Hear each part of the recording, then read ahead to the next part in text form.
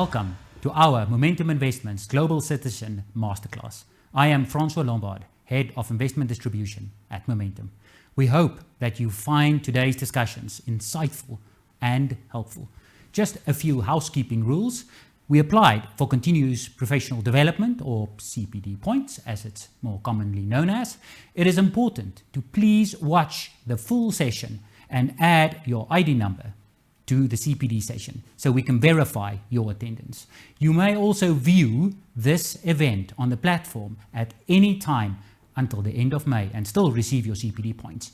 CPD certificates will be mailed to you during June 2023. Please also feel free to ask questions in the Q&A section, and our speakers will either answer you live or get back to you after the event.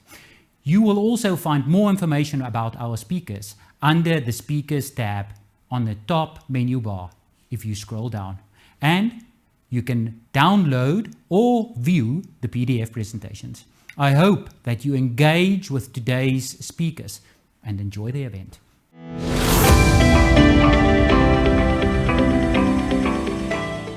Hello everybody, welcome to the launch of Momentum Investments Global Citizen Series. I'm truly excited about this session and those that follow, because as an industry, we need to realize that the world is changing, expanding, and becoming far more integrated. I'm sure that we can all agree that the international economy is growing, and because of a variety of factors, including technology, millions of people are moving abroad and crossing national borders. In fact, the International Organization for Migration's 2022 World Migration Report have shown that in 1990, 153 million people were international migrants. In 2020, that number rose to 281 million, or 3.6% of the world's population. Now, while this percentage may seem quite small, we need to recognize and anticipate trends and future-proof ourselves. If we had to think back to 20 years ago, the idea of packing up your family and moving from South Africa to London, for instance, might have seemed far-fetched. Suddenly, we live in a world where our clients' assets are in multiple jurisdictions, forcing you as advisors to think about different countries' laws, rules, and tax systems, all while maintaining world-class financial advice. As F. Scott Fitzgerald once said, our lives are defined by opportunities, even the ones we miss. When we speak about international financial planning, there are countless opportunities to ensure your client's success in their global financial plan. As an industry, we need to equip ourselves to serve our global clients and not miss out on the success we can ensure for them. These trends open up an entirely new playing field, but we need to understand the intricacies of building a global financial plan. New complexities arise, such as investing offshore and how to structure financial plans to suit each client's unique needs and objectives. Expanding our horizons more broadly to more complex situations and scenarios forces us to take responsibility of analyzing the landscape in a different way. When building a global financial plan, complex questions arise, such as, how do I structure investments for my clients that are immigrating? Where will my client be taxed if they move to work overseas? Is picking jurisdiction really that important? The new world is shaping the world of financial advice, and it places different responsibilities and requirements on you as advisors. We have already had many queries from all of you on global estates and families moving all over the world. We are here to partner with you and highlight how you can ensure that you make the best decisions for your clients. So in today's launch session, we will be unpacking some of the red flags when it comes to offshore investing, cross-border advice, and global estates. The purpose of these sessions going forward will be to equip you with all the knowledge, thought processes, and expertise to execute a successful plan for your clients. Our team of experts will lead the discussion and provide you with real-world examples and case studies to illustrate these key concepts. You will have the opportunity to engage in interactive conversations and ask questions to gain a deeper understanding of the ever-changing nuances of offshore investing.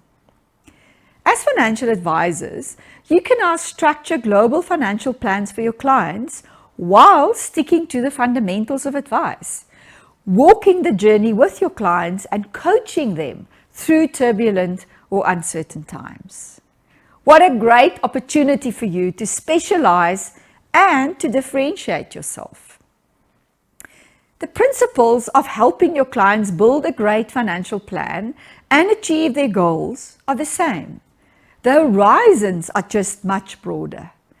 Understand your client and find the right partners that can support you while you execute on your client's financial plan and help them to keep the end goal in mind along the journey. Enjoy the session.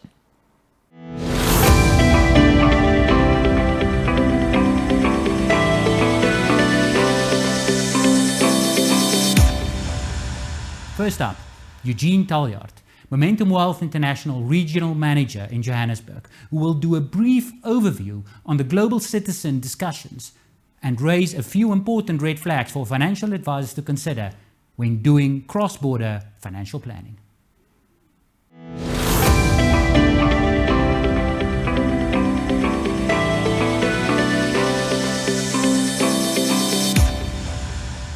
Thank you, Francois. Good day, everyone, and thank you for joining us today where we kick off our global citizen discussion. The world has certainly changed dramatically over the last couple of years. The pace at which changes happen is also accelerating. The days of physical borders with limited contact to people and entities past those borders are long gone. Being so interconnected really does make a lot of aspects of our lives a lot easier.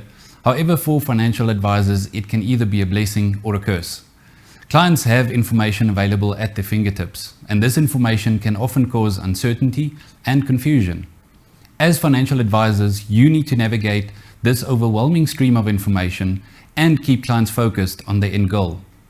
Along with clients being much more interconnected, we also know that a growing number of South Africans are considering immigrating or investing abroad. According to the latest statistics from the United Nations, the number of South African immigrants has steadily been increasing over the past decade. In 2020, an estimated 1.9 million South Africans were living abroad, with the majority of them residing in the United Kingdom, Australia, and the United States. We know that this is not only South Africans immigrating, but South Africa is also attracting a number of people from all over the world. As advisors, you already help clients plan for a number of life-changing events and how to best position their financial plans for events like retirement, savings for an education, or building a family. Similarly, you would also have to plan for the eventuality of a client or a family member immigrating or having family members in multiple jurisdictions. It's therefore imperative to ensure that your clients are well informed and aware of the risks involved with cross-border financial plans and what they can look out for to avoid suboptimal outcomes. At the same time, we also need to help clients take advantage of the opportunities that cross-border financial planning presents. Our global citizen discussion therefore aims to provide a new perspective on the complexities faced by financial advisors when putting these plans in place for their clients. Through this discussion, we want to help our advisors build a solid thought process and framework to help navigate an international financial plan. One of the biggest challenges that advisors and clients face when it comes to cross-border financial planning is navigating the different tax jurisdictions and the residency rules for the different countries. For example, if a client moves from South Africa to the United Kingdom, they will be subject to different tax rates, allowances, and exemptions. They may also need to file taxes in both countries, which can be complex and time-consuming depending on their tax residency. Determining a client's tax residency is also no straightforward exercise, and it often requires expert insight to determine which jurisdiction will have taxing rights, not just during the life of the client, but also at death. Speaking of taxes, Citus tax is another item that shouldn't be taken lightly. This tax can put enormous pressure on the liquidity of an estate if not planned for properly by clients. Structures like nominee companies, for example, do not provide protection against CITES taxes, with many foreign jurisdictions looking through the nominee to the actual beneficial owner of the investments. In many cases, this can be avoided with a simple life wrap product like an international endowment policy. Where this isn't planned for properly, clients can end up in a scenario where they may have to pay inheritance taxes on the specific assets in a jurisdiction, as well as estate duty in South Africa. It's therefore important to understand where there are estate duty agreements in place between the client's jurisdiction, where they are considered tax residents, and the jurisdiction where the assets are actually domiciled. Lastly, as an advisor, it's also useful to have a good understanding of CITES laws in other jurisdictions, as holding the assets in appropriate structures can avoid these punitive taxes eating away at the client's hard-earned wealth. It doesn't help the client's interests if they achieve a 40% return over the investment holding period if they must go and pay all that away in taxes again at death. Picking the right jurisdiction for international structures and investments is also crucial, as it can have significant implications on the legal, regulatory, and tax treatment of the assets held in those structures. Choosing a jurisdiction again comes down to the client's need. Do they want to set up an offshore company or a trust? Or is it purely to build their wealth offshore to provide for a need in future, like immigration or purchasing a property? On top of that, then come several other considerations, like what's the political environment in the specific jurisdiction? Do they have a stable government? Do they have exchange control in place, and how will it affect your client? How effective are the legal and regulatory systems at play? And very importantly, what is their tax system and how does it impact non-residents, for example? Do they have inheritance taxes or wealth taxes that clients need to consider? What legal systems is used in the jurisdiction? Is it common law systems or is it civil law? And are there any probate requirements at play? These are just a few of the things that play a part in determining the appropriate jurisdiction for a client's needs. Tax avoidance has been a focal point for many tax authorities around the world. Things like donations tax and attribution rules make for a complex environment if not considered during the planning phase. Tax is only one element that advisors need to consider. The jurisdiction of the trust is almost equally important, and so too the domicile of the trust management company or the trustees of that particular trust. If the trust is set up in a jurisdiction that's not considered a financial center, for example, or a blacklisted jurisdiction, it can seriously affect the effectiveness of the structure from the word go. The complexities around trusts and making appropriate use of trusts cannot be summarized in one session, but our Global Citizen discussion will help shed light on the important factors that advisors and clients need to consider. Last but not least, something that most clients are fixated on, while often neglecting the true financial planning elements like the ones mentioned earlier, is how their asset allocation and investment strategy needs to change and adapt to their changing needs. For example, if a client moves to a different country, they may need to adjust their overall portfolio to manage risks like currency risk, country-specific risk, or even geographical risk. They may also need to consider the liquidity and the volatility of the investments in different markets, as well as any legal or regulatory restrictions on certain financial products to better align with their investment objectives and needs. Once a client has emigrated, chances are that a large part of their assets may still sit in retirement funds. This may lead to a case where the assets aren't sufficiently diversified globally, with things like Regulation 28 limiting their international exposure. They therefore need to weigh up the benefits and the drawbacks of withdrawing from the retirement fund, if possible, and reinvesting in hard currency versus keeping it in South Africa with a higher South African allocation. It's not just a currency hedge, but also a better regional allocation linking to the client's eventual need. The recent complications with Silicon Valley Bank, for example, is a good reminder of properly matching your assets and your liabilities, or rather future expenses, without taking unnecessary risks. In conclusion, cross-border financial planning really presents both opportunities and challenges for advisors and clients alike. I'm reminded of a quote that says, "A good financial plan is a roadmap that shows us exactly how the choices we make today will affect our future." I hope that through our discussion today you will find valuable insights and tips to formulate a sound framework to deal with global citizens. Thank you for joining us, and I look forward to continuing the discussion in our upcoming masterclasses.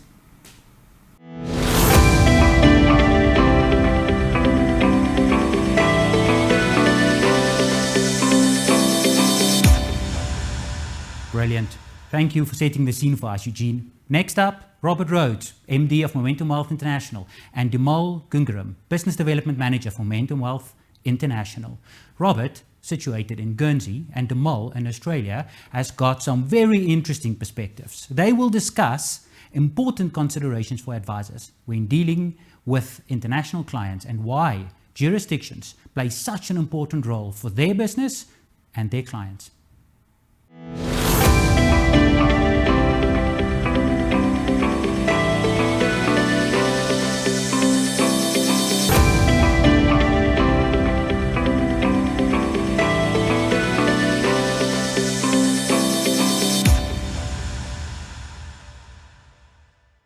Thank you very much, Francois, for the introduction. My name is Dimal, and I'm joined by Robert Rhodes. So, Robert, let's maybe kick off straight into today's discussion. Why Guernsey? I mean, there's so many different platforms out there based in different jurisdictions. Why would an advisor and a client want to choose a platform that's based in Guernsey? We set up the MWI platform in Guernsey more than 20 years ago.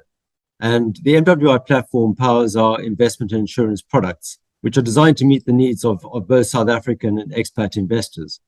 Now, obviously, there's a number of jurisdictions across the globe that do global platforms, from Bermuda to the Isle of Man to Jersey and, of course, Guernsey, to name but a few.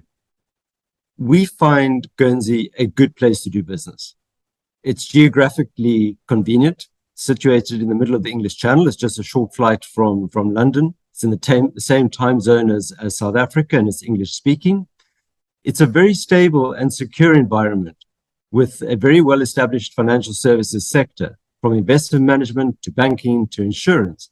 And of course, in that sector, there are world-class financial services providers, administrators, custodians, and the peripheral support services like lawyers. It's also very strong from a regulatory perspective. The regulator is flexible, pragmatic, and very, very responsive. And protection of investors is very high up on the regulatory agenda. As a member of the international financial community, Guernsey takes its obligations in the fight against money laundering and terrorist financing very, very seriously. In 2016, which was the last time the Financial Action Task Force evaluated Guernsey from an AML and terrorist financing perspective, we were compliant or largely compliant with 48 out of 49 of their recommendations. And our next visit is next year. So we're looking forward to seeing how that turns out. Guernsey is also known for being innovative. We pioneered the protected cell company for captive insurance way back in 1997. And today, Guernsey is the largest domicile for captive insurance in Europe, having recently overtaken Luxembourg. We were also a pioneer in electronic transactions with the introduction of electronic transaction legislation in 2000, which was updated again in 2019. And that provides certainty of legal effect, viability, and enforceability of contracts that are executed electronically. So in short then, Demo, Guernsey is conveniently located. It has a strong financial services industry with world-class service providers, a very strong regulator, it's stable, and it's known for being innovative. Robert, thank you very much for that. And I think it's quite interesting and apt at the moment, with the different things that's happening around the globe at the moment, even a few years ago with the Panama Papers, for example, that clients and advisors need to think about jurisdictions very, very strictly. Maybe you can share with us, where do we actually get support from for MWI? So MWI being part of the group in South Africa, most of our support comes from South Africa, but we also get support from financial advisors in regions which are considered to have a high number of expat clients, such as Hong Kong, Malaysia, Middle East, and also some parts of Africa like Mauritius. Our solutions are tailored for South African clients looking for offshore investment and insurance products, as well as international financial advisors and their clients. Robert, it's again interesting to hear where the support actually comes from, which is quite global, in fact. And I think the interesting question that we maybe just want to ask and understand better is, what sort of checks and balances does Momentum actually do when picking up on these advisors and going through some sort of accreditation process? Yeah, it's very, very important that we partner with the financial advisors. And I think bottom line is that we would look for a financial advisor to be licensed and regulated in the jurisdiction from which they operate. So naturally, if the South African advisor is naturally, if the financial advisor is in South Africa, we would look to that financial advisor to be licensed and regulated by the Financial Sector Conduct Authority.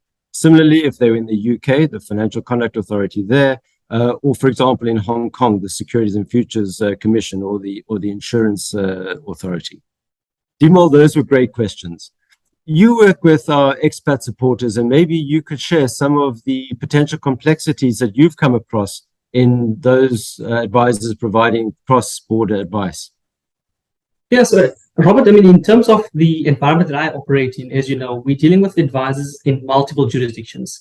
And I think the interesting part of that conversation is if we take it a step further, not just the advisors are operating out of multiple regions, we have their clients that might be living in different regions. So by way of an example, you may have an advisor that's operating out of one country, giving advice through that particular business and that particular license to clients that may be living in multiple jurisdictions. So I think the first question that comes into play, or maybe the first complication rather that comes into play is, does my advisory license allow me to give advice in multiple jurisdictions? So should I be licensed here as well as in the country where my client is based in? Or even potentially, should I be licensed and accredited for a product which my client is looking to invest in another country? So it can be very complex and complicated quite quickly. Maybe by way of example, we deal with expat clients or expat advisors rather in Far East, where they tend to have clients in the UK, in Malaysia, or even for that matter in Hong Kong. Now, in each of those regions, they may deal with clients that want to use a product in country for retirement savings, for example. So similar to South Africa, a South African advisor needs to be licensed appropriately. They may need to have an FSCA license and be phase accredited before giving advice on a retirement fund in South Africa. Similarly, there's rules and regulations in place for those particular advisors if they're giving advice in country on a particular product set. So advisors need to think about this quite seriously. I think in summary, what this means is that you need to think about where is your client based, where are they going to be based, what sort of product are they going to use, and then I think further than that, the advisor needs to decide, okay, can I give advice through my existing license, or do I need to be licensed differently in that particular country? And if that's the case, I think the last sort of question that comes to mind is, how do I give that advice? If I need to be licensed here, how do I give that advice? Do I need to set up a new business? Do I need to apply for a particular license? Do you need to be regulated in multiple jurisdictions? Or potentially, can I partner with an existing advisory business already that's doing business there and go on as an advisor on their rep register, for example? So again, there are solutions to this. One needs to just apply their mind and understand what their clients are looking to do. Yeah, so definitely a case of applying their mind. Lots and lots of considerations. Dimol, how do you think MWI can assist advisors to navigate these complexities? We don't really assist with licensing. And I think that's where the challenge comes in for most advisors, is to understand the in-country rules and regulations of each different jurisdiction. So you can imagine that's quite complex and it can get quite difficult for an advisor to unpack these. But that's why we're here today, to actually understand what does this mean for you and your client. It's not as simple as saying, okay, my client's immigrating and I'm going to continue giving advice. What are the implications to you as the advisor? So maybe what we could assist with in terms of MWI is we have a range of solutions that cater for South African clients, and then we have a range of solutions that cater for non-South African clients. So I don't give advice, or I'm not licensed to give advice in South Africa. And this is just an example that we can maybe go through. So picture this, a South African individual that's looking to emigrate. They're currently invested into an endowment product that caters for their needs in terms of long-term savings, succession planning, tax planning, and so on. So the product works, it's great, it's while the client is South Africa, everything's fine. The minute the client decides to immigrate, that's when the challenge comes in. So now that the client moves to, for example, the Far East, or the Middle East for that matter, that endowment may not be the right solution. Again, for various reasons, succession planning, tax planning, whatever that may be. I think we're going to cover some of those topics in the next few sessions anyways. But you as the advisor then need to check, okay, great, this is not the right particular solution for my client, the endowment. But I may be able to use a discretionary solution that doesn't have any tax planning in it. My client in that particular instance needs to report tax to whichever tax authority they're reporting to, or wherever they tax resident for that matter. And in that instance, the client then continues to invest in the global portfolio and reports their tax wherever they need to be. So it's become slightly uncomplicated. I think for advisors specifically, maybe just looking at the last 2 points that we've discussed, advisors need to think about their existing book. They need to think about the evolution of the book. With so many South Africans thinking about the Plan B, or have started planning the Plan B, or have done it many years ago, may even be in implementation phase of going into the Plan B. So they're activating the Plan B and emigrating. So the thoughts that need to go through an advisor's process is, okay, so what do I need to do? Which is what today's discussion is very much about. And then who can I partner with and assist me with these processes and understanding these complexities? So I think that's where it needs to be in terms of today's discussion. So Robert, I think we've covered quite a bit of ground on the individual side and how it impacts the advisor in terms of giving advice in multiple jurisdictions. Maybe we should touch on a topic and a discussion point that we generally don't really go to. And I think it's important to have a discussion. So we're seeing quite a bit of growth in terms of advisors and their offshore book. And what generally happens is they may look for solutions that cater for their actual practice and their clients in terms of having a range of funds or a particular fund that caters for their clients specifically. In this case, we offer a range of Momentum Wealth International or a range of white label solutions. Could you please elaborate on that and how we assist South African advisors? Thanks, Dimar. That's a great question. We've seen a phenomenal rise in the popularity of discretionary investment managers or discretionary fund managers, not only in South Africa, but across the markets that we operate in. And we see this as a natural evolution in the platform landscape, enabling a client and an advisor to appoint a DFM to run a model portfolio according to a bespoke mandate and have any number of clients invested in that model portfolio. MWI has been at the forefront of this trend, and for many years, model portfolios have been a core part of our proposition. From an advisor's perspective, there are, of course, great advantages to appointing a DFM to run a model portfolio mandate for the advisor's clients.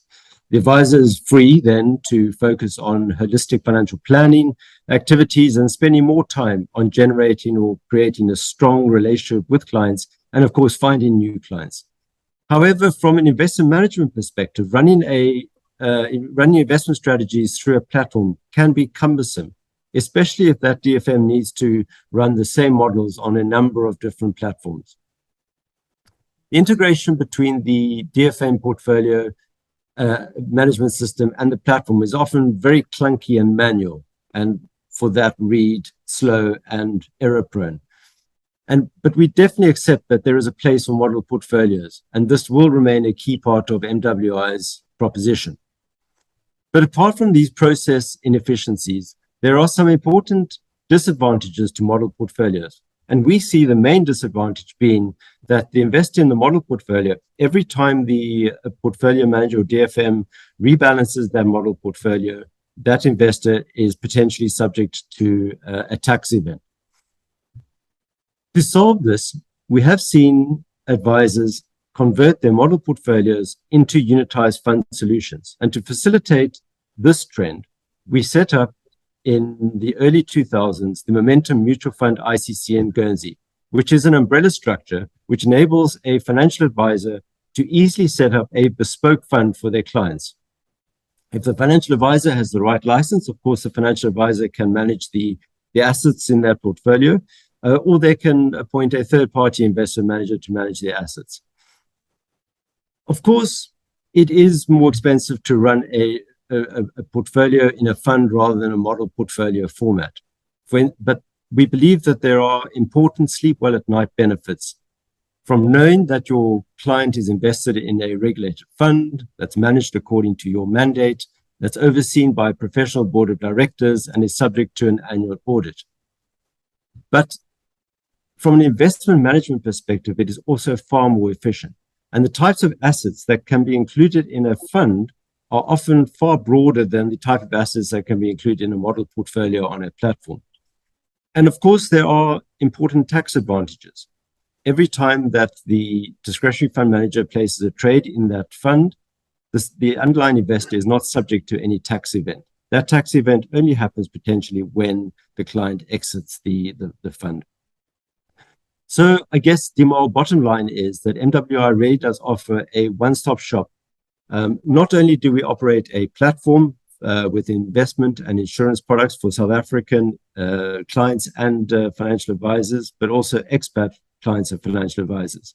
But we can also accommodate bespoke funds through our own Guernsey fund structure. Thanks for that, Robert. I think you summed it up quite well. And that almost brings our session to a close today. Thank you very much for joining us on today's session. And I hope you found this interesting and insightful. Most of all, we hope that this sort of thinking comes into your business plans in terms of future planning and exactly in terms of how your book starts to evolve over time with your clients potentially looking at moving abroad.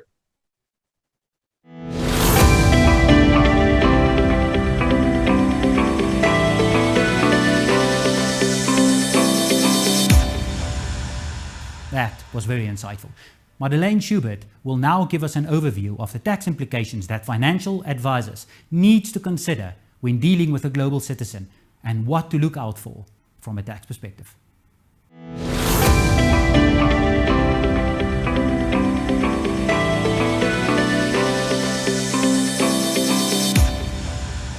Thank you, Francois. Today, I'm going to be discussing two topics for you. The first one is to look at those red flags that you must consider as a South African tax and exchange control resident relating to offshore structures and products you may wish to invest in. And the second part is, again, red flags that you must consider from a South African tax and exchange control resident relating to those same offshore structures and products where there's a change of tax residency or where you're thinking of changing your tax residency. So when we're looking at the first topic, global South African tax and exchange control resident, the first question that often comes along is what and who are those?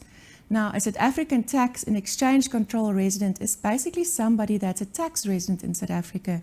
The law from a Reserve Bank side has changed, and the two has now met with a single definition of being an SA tax resident. Hence, if you're a South African tax resident, you are subject to South African tax laws and exchange control regulations.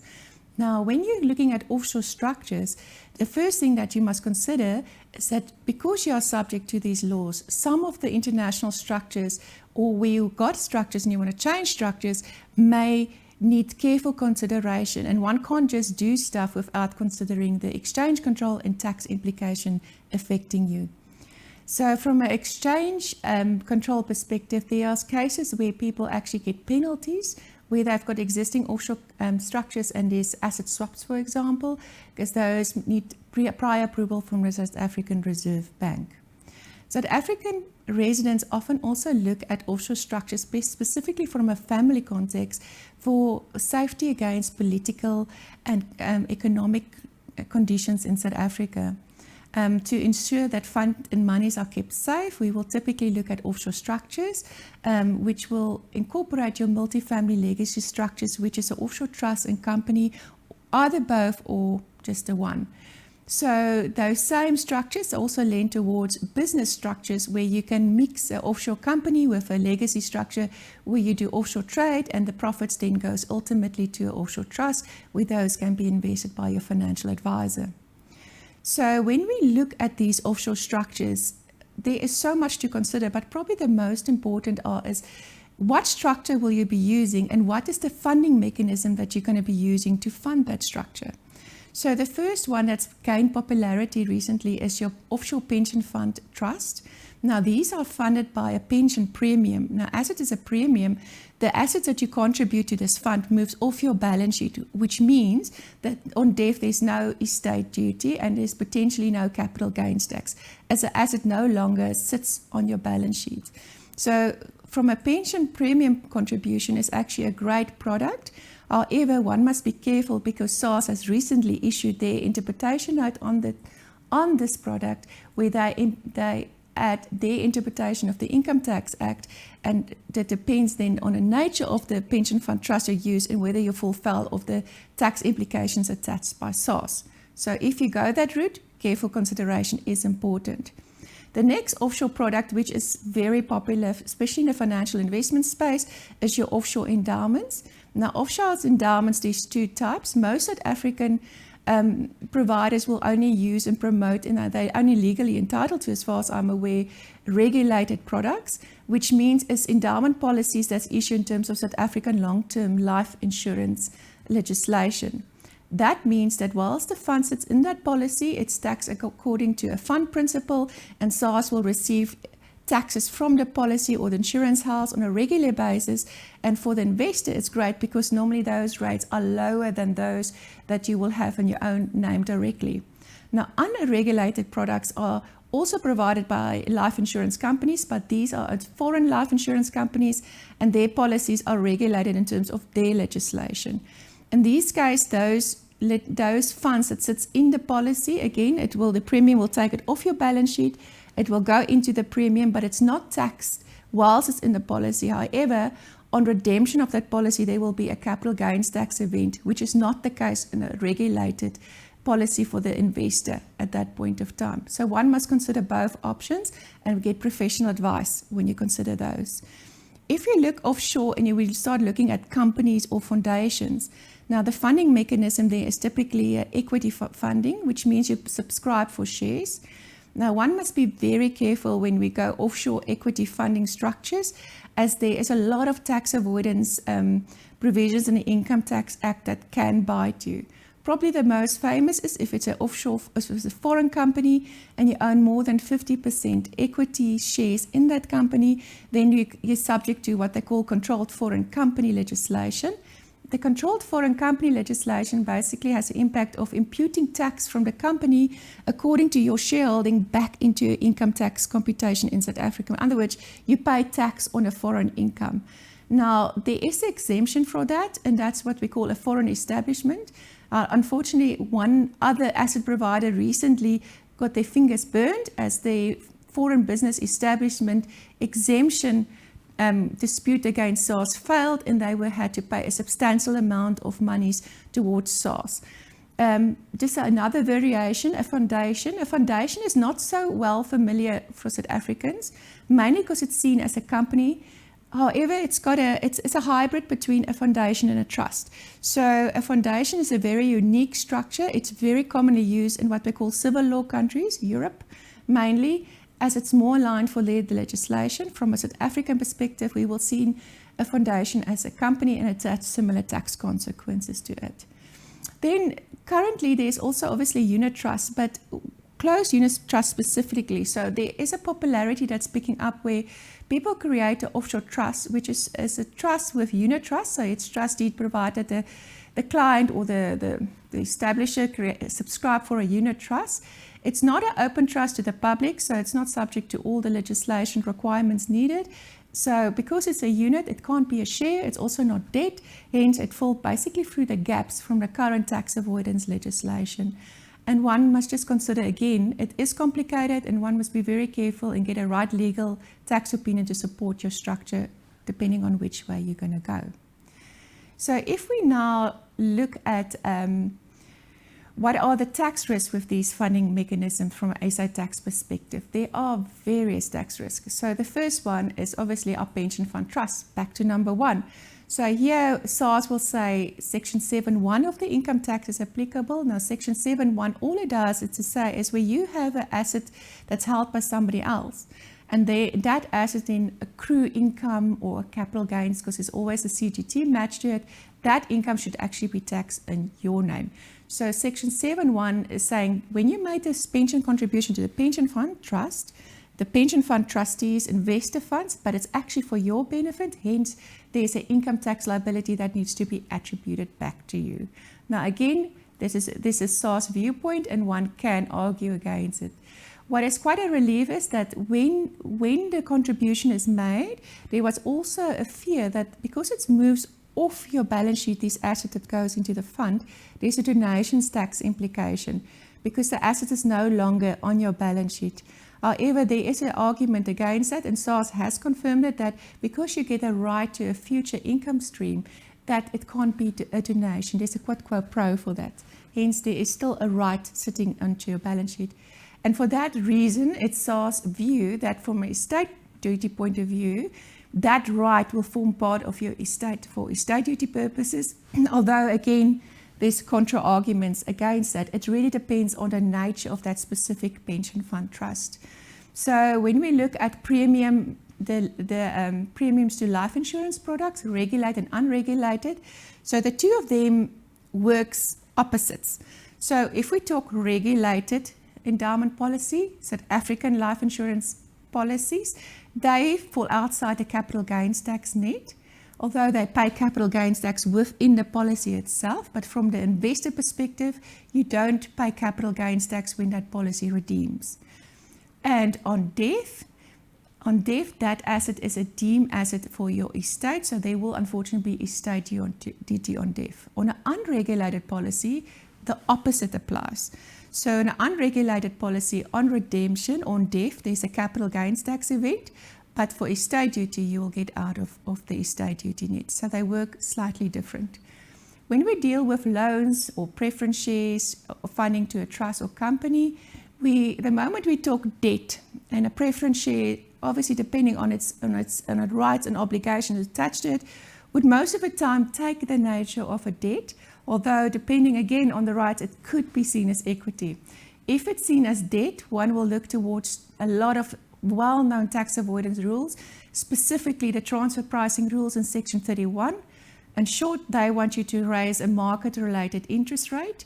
If you don't raise a market-related interest rate in terms of Section 31, then there's other attribution rules kicking in, or tax avoidance rules. These will then have the following effect. So you'll have Section 31, you have attribution rules, and there's a third one coming into play, Section 7C. Long and short, what it will do is it will say, if there's not a market-related interest rate, first of all, if there's an interest rate, we'll tax you on that. The difference between that interest rate and what is not market-related, we'll go fetch the income in the trust and go take it and attribute that back to you, and then we'll tax you on that. And then that amount of adjustment will then also be deemed to be a donations tax for Section 7C purposes. So long and short, if you do funding through debt offshore, you need to make sure whatever you charge as a market-related interest rate, there's specific guidance on what that is. But a long and short is all about benchmarks. So one will look at what benchmark would we look at. Specifically for an interest rate, the most easiest benchmark is if I go to the bank tomorrow, ask them to borrow money from them, depending on my risk profile, security of the loan, term of the loan, repayment dates, what will the interest rate be that the bank will apply? Now, if that interest rate is 10, and I've negotiated with my own connected person trust, a lower interest rate, I'm probably going to be in hot water and have some tax consequences coming in. Right, the next one again is back to equity. So as I mentioned earlier, we need to watch out for Section 9D. Section 9D is a very difficult section to get out of, and SARS is really taking a keen interest in it. From a high network structuring perspective, one can, however, break the link of Section 9D. Most of the time, what we will do is set up an offshore structure owning a company. And at that point, even though the beneficiaries, which is normally discretionary beneficiaries of offshore trust, is South African tax residents, we break the Section 9D link, as a 9D can't pierce through an offshore trust. Hence, it's a little bit of a buffer, which works well. And then again, unit trust. Again, we talk of closed unit trust. I guess from a tax point of view, because a unit trust is not a share, it's not a debt, it's a unique asset on its own. And these unit trusts I'm talking is unregulated. In other words, it's a private unit trust. Possibly the only section I can think in my mind that could attack it is again that Section 7.1. Now 7.1 again is when you invest assets in a foreign entity or somebody else's name, but it's actually your asset, and that income needs to be attributed back to you. Now, a lot of these offshore structures, especially when we move into the trading scenario, so in other words, you have an offshore trust and we might have an investment, two companies below it. So one we'll typically use for passive investments and the other one is maybe for trading. So the guy maybe does trading into the rest of Africa and receives some profits or dividends or whatever the relationship is there into this trading entity. Now, historically, we had a lot of fun in choosing jurisdictions for such a trading entity. And that is what we typically did, is what they call treaty shopping. So we will look at different countries and say, let's put a company in Mauritius, for example, because Mauritius got a beautiful double taxation network with the whole of Africa.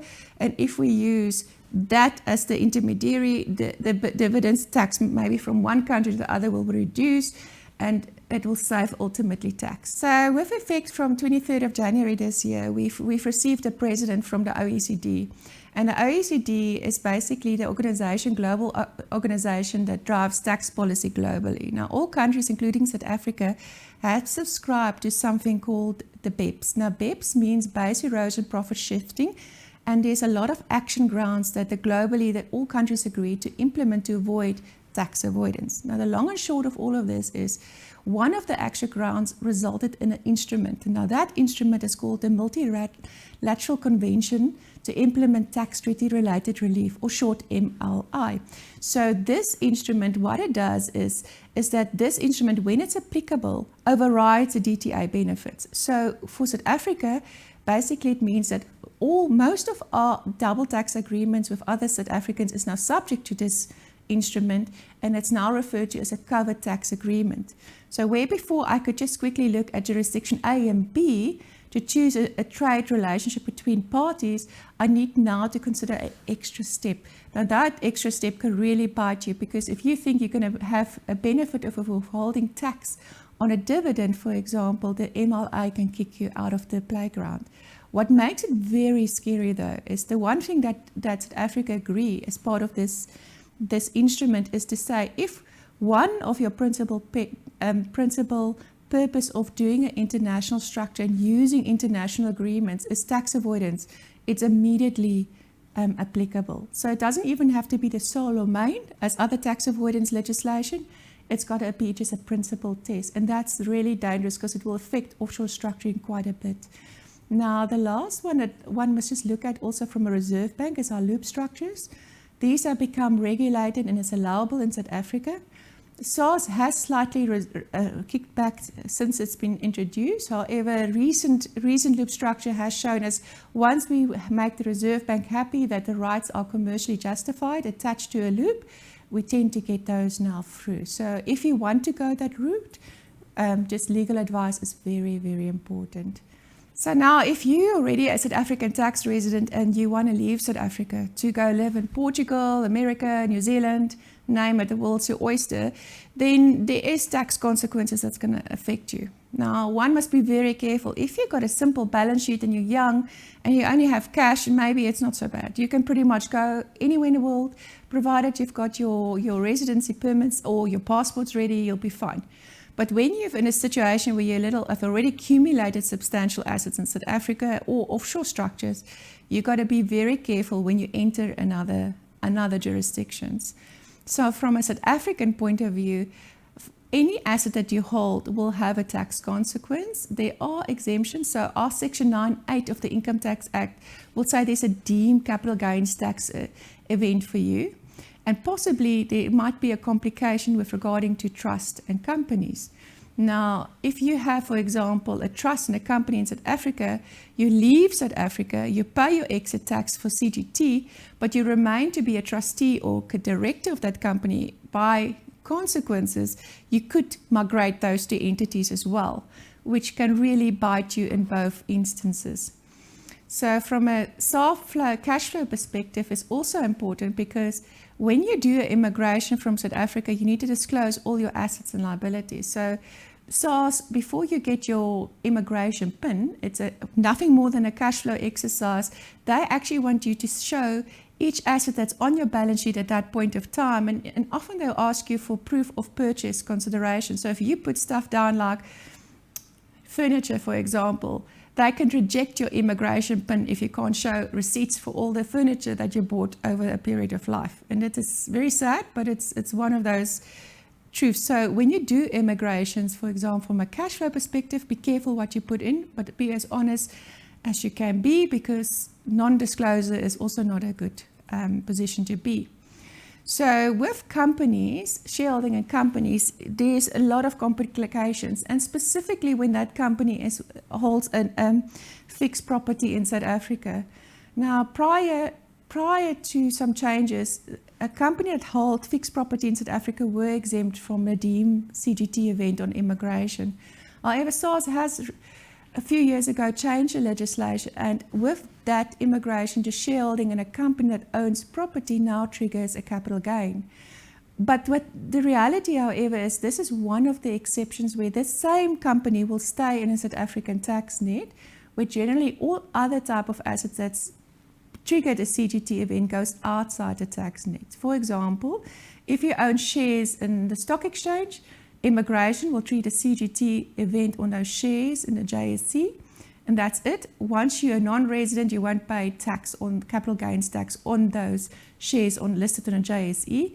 But in the case of a share in a property holding company, then you're going to stay in the system. So you basically will have a step-up base cost.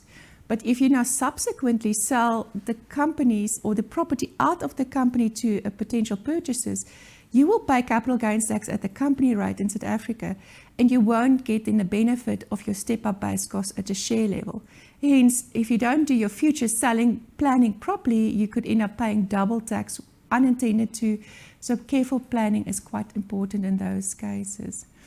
So what can you do then if you're about to immigrate? So first of all, the most important is to get your balance sheets right. So look at balance sheet, what assets are sitting on your balance sheet, and which of these will trigger a capital gains tax event.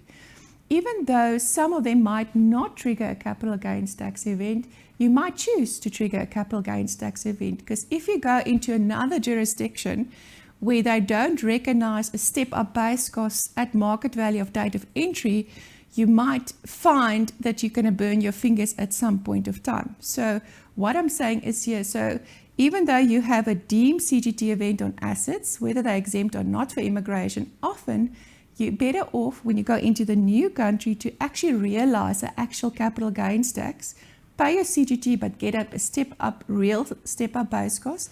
Because as you enter the new jurisdiction, they might not recognize this notional capital gains tax event that happened in South Africa. So if you have a real capital gain, it's a step-up cost in a new country of residence, because those countries will also have a capital gains tax event at some point for you in the future.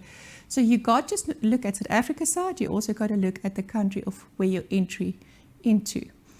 So other stuff that you also need to consider is, what about trust assets? So what do we do with trust and trust assets? Now, most of the time, if you go to, again, a civil law country, you'll find that trust assets are taxed as pure revenue when it comes to you.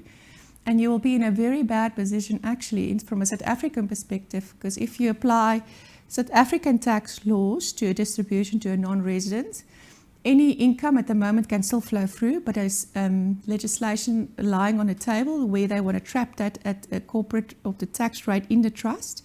So that's already 45%, capital gains are 36% before the asset can leave the trust. And when it goes into the next jurisdiction and when your tax resident there, it will most likely be taxed as revenue.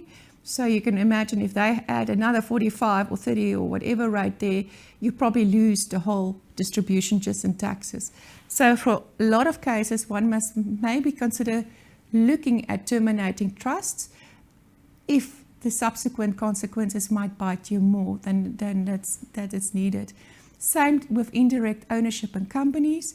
Again, from a South African perspective, you will have to get off boards, board of a trust, board of a company, and also once you're in offshore into another country, their foreign legislation may also apply, which imputes again income into that jurisdiction, and you might have in South Africa. So again, you've got to look at those assets, decide, is it worthwhile keeping?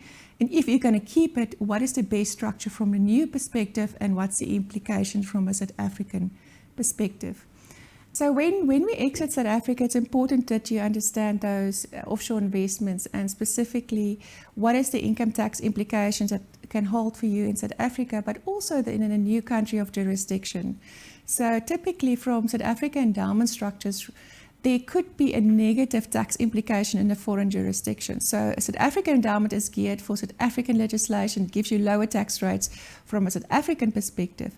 However, remember with an endowment, SARS are receiving taxes on a regular basis from the insurance house. But when you're in a new country of jurisdiction as a tax resident there, first of all, you actually don't have to pay taxes to SARS anymore. So that just purely on that point, you probably don't want to be then a South African endowment. But secondly, if you do keep it and that endowment pays out, in a foreign jurisdiction, they might see this endowment similar to the trust because they won't understand what it is. And if they apply their legislation, a lot of the foreign countries will regard it as similar to a trust.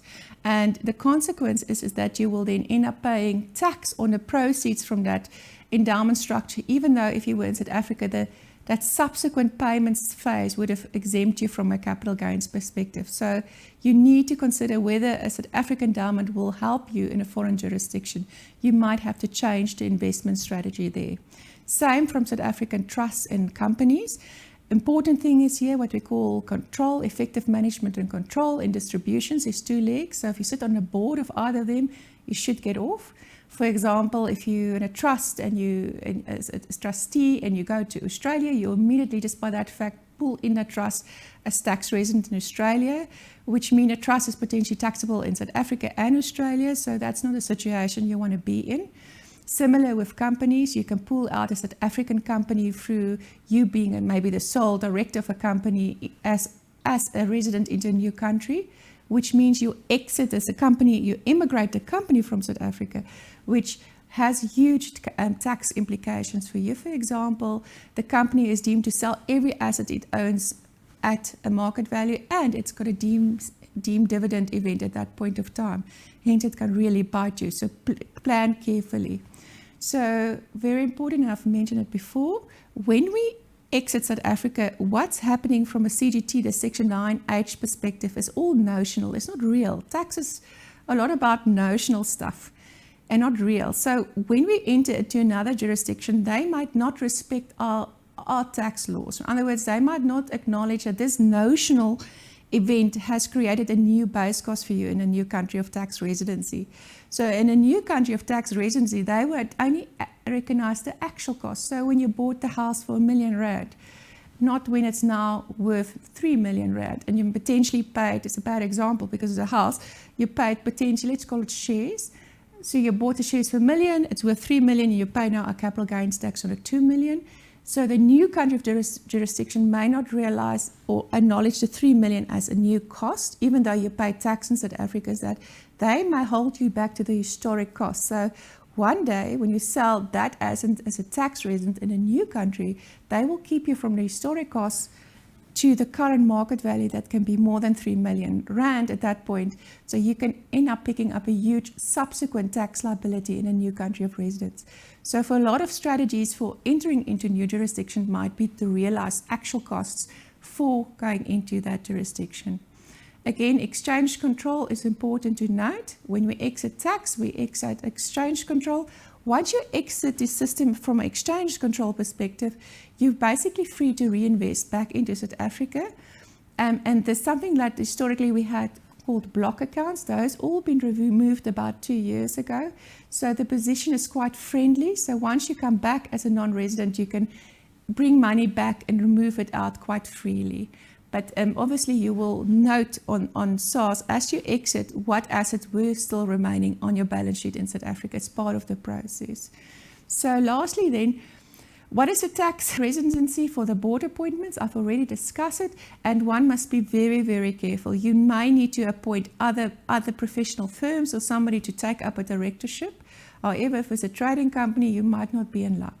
So if you're going to exit South Africa and you want to keep your business interest in South Africa, you need to build up your network of trusted colleagues, especially when it comes to trading businesses, because you might have to hand over control so you don't get any other negative tax consequences. So from all of this that I've discussed today, I hope you find it valuable. There is so much more that I can share with you, and if you have any questions, please let me know.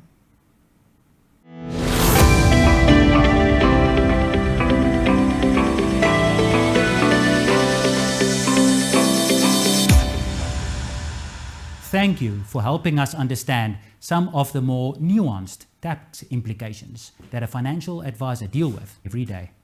Mark Chasey, Director of the Oak Group, will now provide valuable insights into the various legal structures that global citizens have at their disposal and why some of them offer compelling value to a client's financial plan.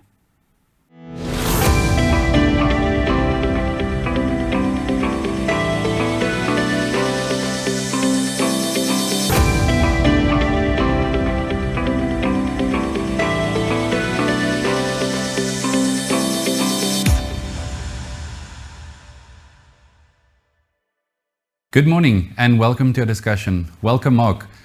Mark, firstly, can you give us a quick overview of Oak as the business and where it all started and how you actually ended up in Guernsey? Morning, Eugene. Yeah, purely by accident. In 1997, I was in Jersey with a pal of mine and finished up chatting to a fellow who was the senior partner of Ernst & Young in Jersey, and had a chat to him the next day, and I finished up with a job at Ernst & Young in Jersey, which lasted for 18 months until they sold the business. And I decided that doing my own thing was far more reliable than having a boss, and went over to Guernsey with a friend of mine and set up Oak in Guernsey. So I moved here in 1999, and there was one employee, Stacey, who's a lady that's been with me since day one. She's still with me 24 years later. And after that, we employed people as we could find them, decent people, and we added one and one and one. And we got to about 30 people in 2018. We were approached by a fund to consolidate their business with what we had. We had at that stage Guernsey, Malta, and Mauritius. They had Isle of Man and Jersey, which was a nice compliment. And so we sold 75% of the business to the fund that's listed on the Channel Islands Stock Exchange, and subsequently purchased the fund administration business, which is Guernsey based.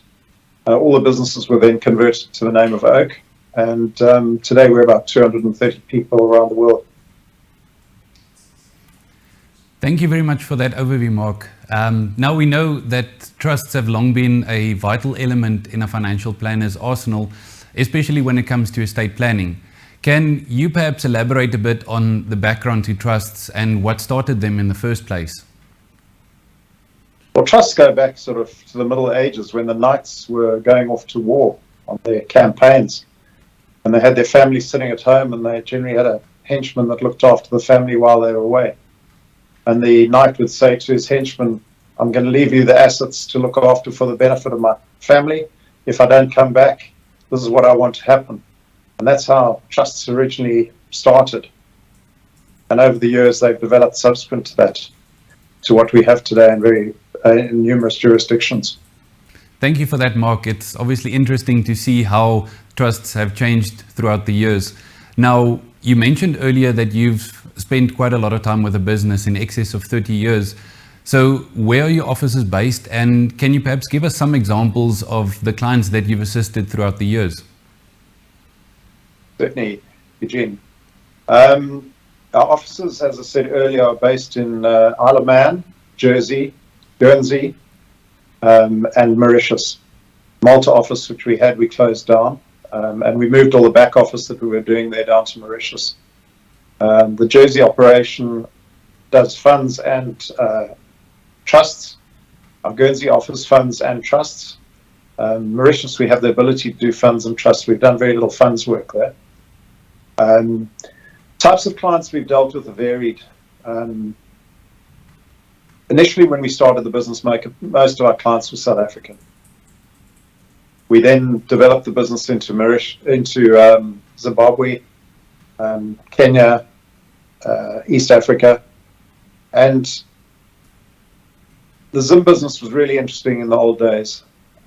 It's changed a lot, with the issues of currency control and Mugabe's activities that took place. But we did a lot of work with the fruit farmers and the flower farmers, where we chartered a 747. We were flying 3 loads of flowers into Amsterdam per week. Really interesting stuff, where we could actually help clients not only look after their affairs, they were struggling to get currency internally. So we would sell the product outside South Africa, outside Zimbabwe and South Africa, and we would then be able to pay the creditors with hard currency, and the balance would come back. There was also preferential rates if you prepaid for exports. So we almost got into a financing business where we were buying the stuff up front and giving the farmers great benefits as far as their currency conversions were concerned. Obviously, with that came clients wanting trusts, because they would have accumulated some money offshore, and they wanted a safe pair of hands to look after it. Very difficult to get private bank accounts for Zimbabwean and South African nationals overseas. So we almost acted as a private bank for clients where we could actually make their payments for them, pay their school fees, medical aids, that sort of thing. Moving to SA, a lot of the clients that we have exported money over the years, needed a place to have their money. A lot of them already had trusts, Eugene, but didn't feel that they had the service levels from the service providers which they had, and wanted somebody a bit more friendly, somebody that they could talk to, somebody that travelled more regularly to SA. And so a lot of the clients are historic and have come from other service providers. But ideally, with the new clients, we would have a setup, and guys would transfer the assets into the trust, either via donation, in which case they would pay the donations tax, or via loan account. And that's what we're finding at the moment. Most of the clients that are coming to us are people that have got money offshore, want to have a safe place for it, don't want to go through a whole difficult probate scenario where they've got 15, 16 different assets. They want everything consolidated in one place. They want to be able to get an asset statement from one particular individual or organization, as opposed to trying to put it all together themselves. So that's the second type of thing we've helped with. The third thing is with people going back into South Africa. There's numerous people that have been outside South Africa for 5, 10, 15 years. Some of them have been very successful outside South Africa and have accumulated assets. So we found that where they haven't already set up their own structures, that they're going back to SA. By setting up a structure and going back to South Africa, they externalize those assets and keep them outside their state duty plan when they do go back to South Africa. So we've recently had a case where a guy has been in the trading industry, he's got a lot of assets, has moved back from the UK to South Africa, and we've set up a structure for him to hold those assets now that he's in South Africa. He doesn't have to worry about inheritance tax anywhere else in the world. And he's pretty comfortable that his business effectively is run outside South Africa, although he's sitting in South Africa and his business runs very well. So those are the sort of things that we've done, Eugene. We've also been very involved with people that have left South Africa, gone to Israel and places like that. We've got involved with a number of property developments where we run the administration for the developments offshore. A big part of our business in the past has been owning residential property for clients. So we've set up SPVs, special purpose vehicles for residential properties or commercial properties.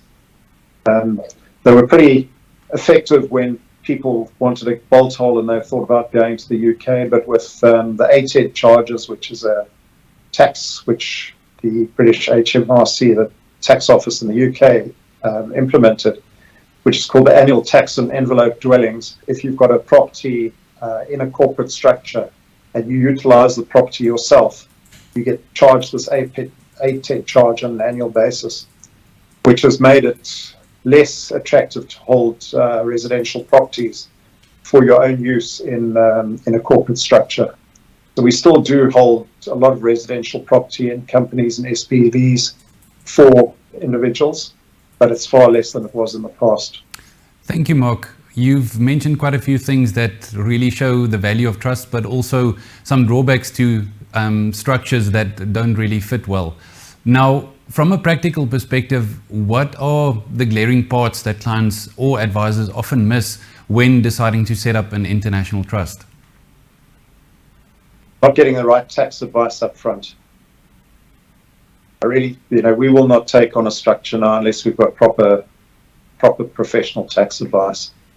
And we found in many cases, unless you get that right up front, it's very easy to throw a trust together and put assets into a trust. But you've got to make sure what the repercussions are going to be further down the track. Thank you, Mark.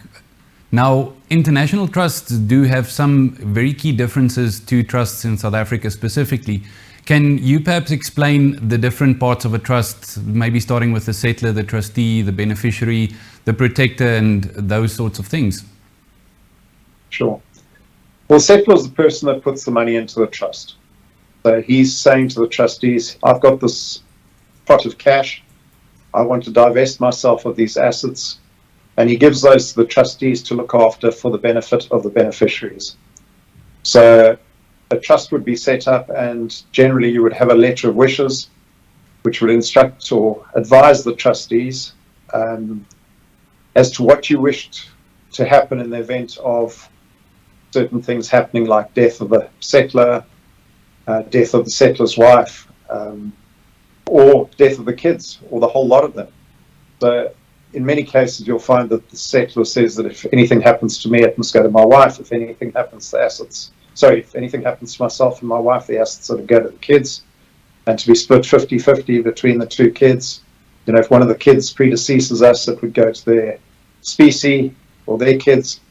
So that letter of wishes is generally put in front, up front, Eugene. It's not a binding document as far as the trustees are concerned. It's for advice only. Most of the trusts that we set up are discretionary trusts. So the trustees generally have a discretion as to distributions. So just an example, let's assume that settler dies and leaves assets to two kids, and one of the kids has been found to be riddled with drugs and, you know, on a big binge. We're certainly not going to make a 50% payment to a kid in that sort of scenario. We would really look at what the father would have done if he'd known what the scenario was, and we'd act responsibly in that case.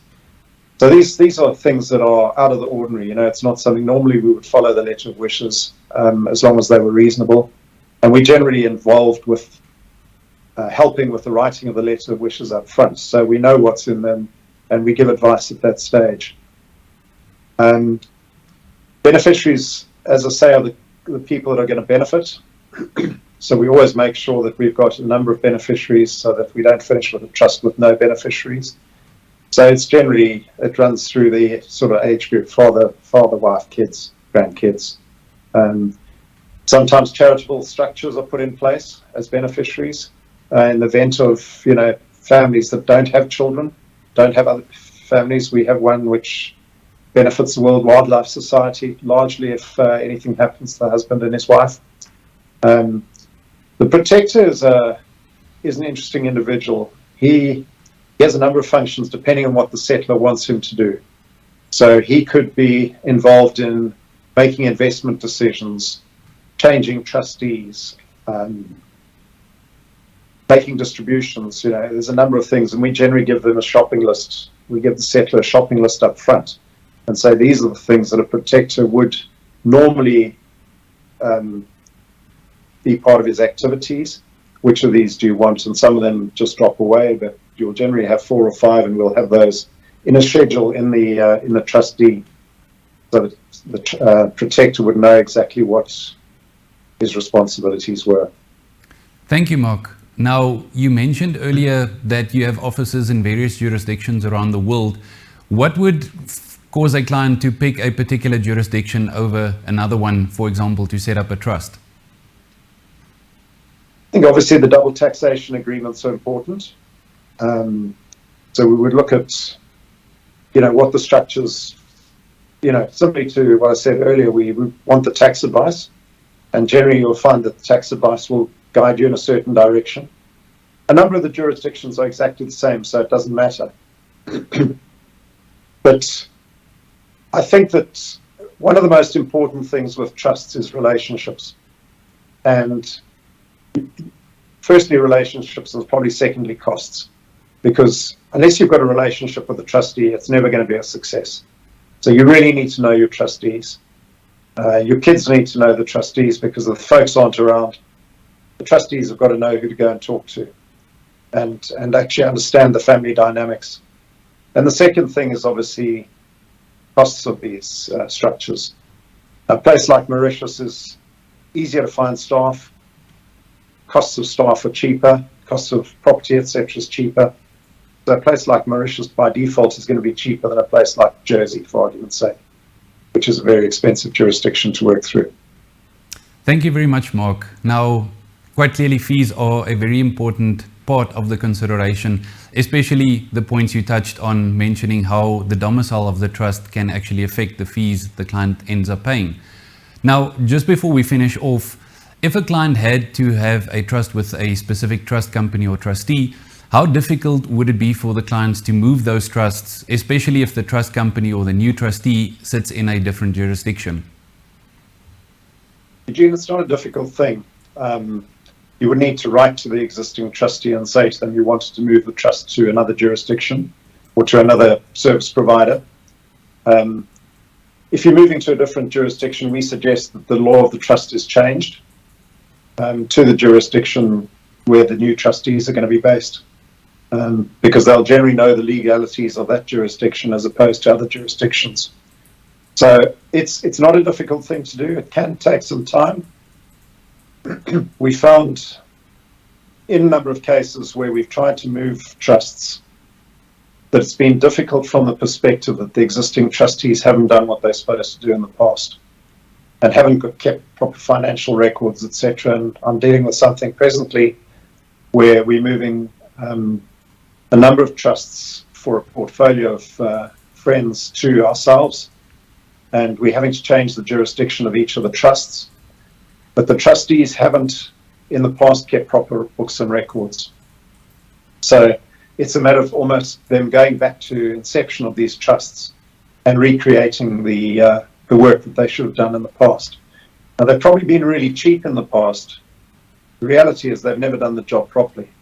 They've never given the clients the service that they need. And that's why for each structure that we keep, we make sure we do financial statements on an annual basis so the client can see exactly what his assets and liabilities are in the trust. Generally no liabilities, but certainly the assets. And, we keep them up to speed. So I think the two main aspects, one is making sure that you're happy with a new service provider, getting the domicile or the law of the trust moved to the correct jurisdiction or to the jurisdiction that you're moving the structure to, and getting reasonable fee base. When a trust moves from one trustee to another, there's a document called a deed of retirement and appointment of new trustees, which we get our lawyers to draft. If we're moving stuff away from us, whoever the outgoing trustee is would be responsible for getting that trust document drafted or that deed of retirement drafted. It's generally referred to as a DORA, a deed of retirement and appointment of new trustees. That's an agreement between the old trustees and the new trustees. It tells us what our responsibilities are and what the responsibilities are of the previous trustees, guarantees, indemnities, etc. And once that is signed, the assets move across from the old trustee to the new trustee. We take it onto our systems and we resume the role that the previous trustee took on.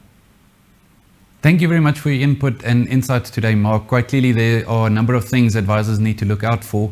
We really value your input, and I look forward to continuing the discussion with you in future. Thanks, Eugene. It's been a pleasure being here this morning.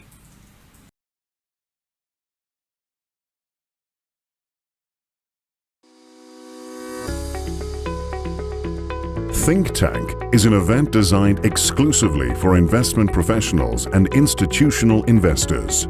It is a true collaboration of investment specialists providing independent, non-conflicted views and opinions, achieved by avoiding sponsorship and other financial promotions, and with the aim of sharing knowledge and ideas, giving Think Tank an excellent reputation within the investment industry. Originally designed to provide our South African clients with a global, independent perspective on investment matters, Think Tank has gone from strength to strength, and delegates now attend from all over the world, making Think Tank a truly global event. The combination of independent thinking, thought leadership, idea generation, and depth of analysis supports delegates in their quest to achieve their own clients' goals. The first conference was held in 2002 in the heart of the City of London, the world's leading financial centre, and has been held there for the last 20 years, with the exceptions of 2007, when we chose New York, and 2010, when we ventured to Hong Kong. In pandemic-ravaged 2020, we held our first virtual conference, which was a huge success with over 1,000 delegates online. Think Tank aims to cover topical events in the global economy and financial markets, with a particular theme each year based around the most important issues facing investors, as well as exploring longer-term perspectives on investment opportunities globally. Each year, we invite a range of outstanding and experienced speakers from around the world, including strategists, economists, investment managers and analysts from global investment banks and specialist asset management firms. We carefully select the topic for each speaker to make sure we offer an unrivaled variety and depth of analysis and strategic thinking. Book your seat for Think Tank 2022 in the heart of the City of London.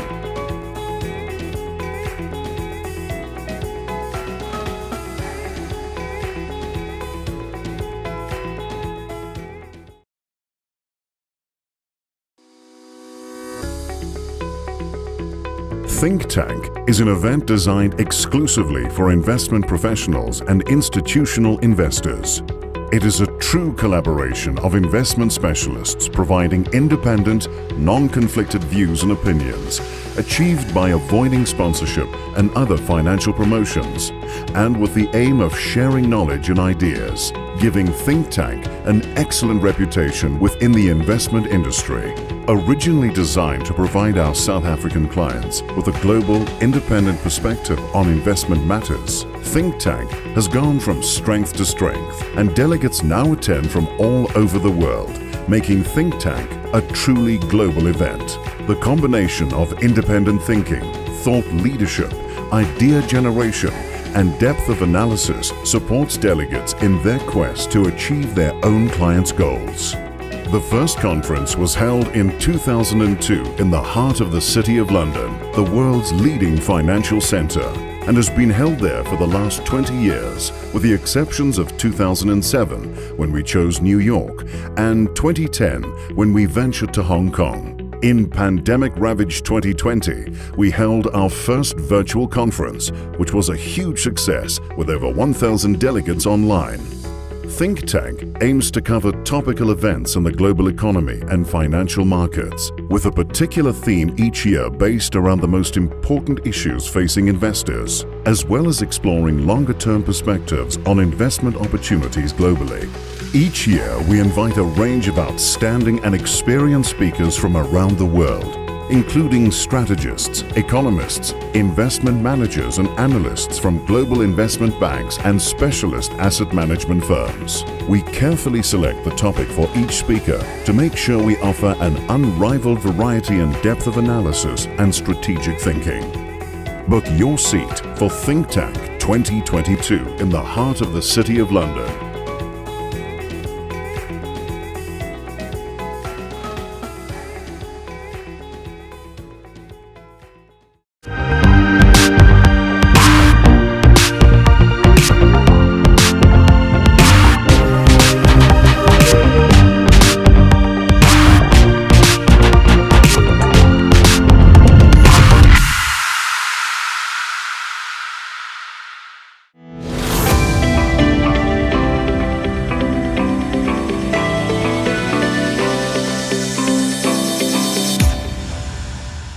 Mark, thank you for helping us navigate the legal side global citizens may face.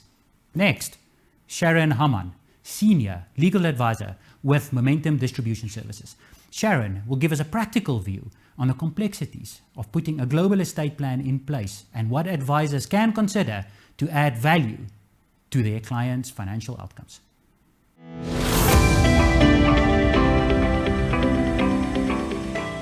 Thank you, Francois. As a legal advisor, assisting our regional legal advisors, business development managers, consultants, and financial advisors, I'm faced with questions and conundrums on a daily basis regarding the global citizen doing financial planning in the global village.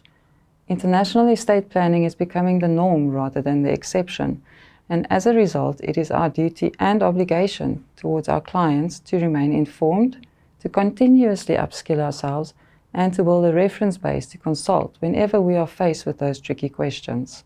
We all have the potential of becoming global citizens. We can literally move around the world at will, and we can hold assets anywhere in the world. Clients are expanding their global footprint by acquiring properties and holding foreign investments in various jurisdictions.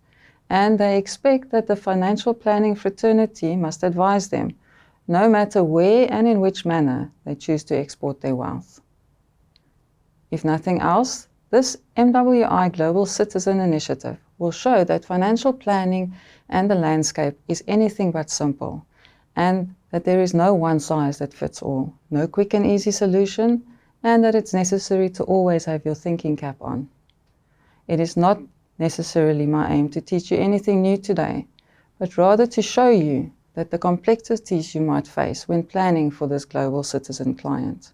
Just as important as it is to know what you know, it's probably even more important to know what you do not know and where to start when looking for those answers. I will spend some time on the international estate, where clients hold assets in different countries across the world or where they live in various parts of the world. I will share some food for thought when dealing with the typical South African client whose children and future beneficiaries have moved abroad. International financial planning is no longer focused only on the South African client, as the residency of beneficiaries can result in the financial plan being ineffective with unwanted consequences. Just as each jurisdiction based their right to levy income tax on different tests and grounds, mostly residency or the source of the income, each jurisdiction also applies different rules when determining the right to levy estate duty, inheritance tax, death duties. They do not even use the same terminology for taxes payable upon death. In South Africa, being ordinarily resident is the basis on which estate duty is levied, and it is levied on worldwide assets of the deceased. If a foreign financial advisor studies the Estate Duty Act, being ordinarily resident would not be the obvious nexus at first glance. If we look at Section 2 of the Act, it basically just says, there shall be charged, levied and collected in respect of the estate of every person who dies on or after 1 April 1955, a duty to be known as estate duty. So one can easily make the conclusion that if you die in South Africa, you are liable for estate duty in South Africa. And it's only on further reading and inspection that Section 3 determines that certain assets are not included in the South African estate if the deceased is not ordinarily resident in South Africa.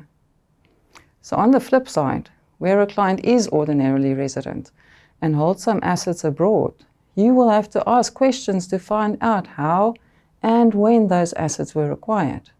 If, for an example, the assets were acquired abroad before becoming a South African tax resident, or where that was inherited from somebody that's never been a South African resident, it will not be included in the South African estate when determining the dutiable estate. However, that does not mean that assets tax-free. No, the country where the assets are located might have a right to tax. So if this is ignored, it can also have detrimental consequences. We will chat about citus tax a bit later. In the US, the right to levy death duties is based on citizenship or residency, so it's extremely wide. In France, tax is payable on the transfer of assets upon death if the deceased was a French tax resident at the time of death, or if the heir is a French tax resident at the time of death of the deceased, and that heir has been a French tax resident for the last 6 years during the last 10 years, so quite complex. Some countries, on the other hand, do not levy any taxes on death, for example, Namibia or Australia. This does not mean that there isn't any taxes. It just means there's no estate duty type tax. There might be transfer of property tax like we've got, or there might be capital gains tax or wealth tax, so it's not to say there's no tax. If determining whether a person can in fact be taxed in a foreign country is so complex, imagine if both South Africa and that foreign jurisdiction claim taxing rights. Then one will have to interpret the double estate duty agreements that exist between the countries. South Africa has double estate duty agreements with the UK, US, Canada, Sweden, and then some neighboring countries, Zimbabwe, Botswana, Lesotho, and Swaziland. So not many. If the agreement does not provide any relief, or no agreement exists, and no relief is found in the country's legislation, one would have to consult the international instruments adopted by the relevant countries, if applicable, to find a solution. One of those are the OECD's recommendation of the Council concerning the avoidance of double taxation with respect to taxes on estates and inheritances and on gifts. Quite a mouthful. So in the end, there is a possibility that double taxation can still take place if none of the above provides any relief. Therefore, it is easy to forgive someone for making the wrong conclusions when constructing a financial plan for a global citizen. Imagine a client born in the UK, married to a US citizen, living there momentarily, working in Dubai, and living in South Africa for some parts of the year. Where would you start? So let's assume we have an easy client, a person that is ordinarily resident in South Africa, and as a result, South African tax resident, therefore subject to income tax and estate duty in South Africa on worldwide income and assets. What happens if this client holds foreign listed shares in the US, either directly or indirectly, or a property in the UK or France? In South Africa, estate duty will be payable on worldwide assets. The US, UK and France will also have a right to tax, as they apply citus tax to certain assets held in their territory by non-residents or foreign aliens. Facing double taxation, one will have to consult local and foreign legislation to see if any relief is provided, or the double estate duty agreement, or failing it, the relevant international instrument. In some instances, there might not be any relief, which results in double taxation and can have a serious liquidity implication for the estate. Then, in addition to the tax problem, the foreign asset will have to go through some sort of estate administration process before it can be transferred to the eventual heir. This can require a probate process to be followed, depending on the country in question, or for the executor in South Africa to appoint a foreign agent, both having additional cost implications and potential time delays. This brings us to the ever-popular question of whether a client with international assets should have one worldwide will or whether they should use separate wills in the different jurisdictions. And can one assume that the requirements for a valid will is the same all over the world? The answer is no. Each country can have their own set of rules to give effect to either a locally drafted or internationally drafted will. And if there is a dispute whether the will is in fact valid or not, one will have to consult the relevant international instruments in the end. In cases where clients decide to have separate wills in different jurisdictions, it is important to ensure that one will does not renounce another by accident, as it is a common clause in wills to effectively renounce or revoke all your previous wills. This can have the unintended consequence of nullifying the South African will dealing with the largest part of the estate. It is important that the wills complement each other.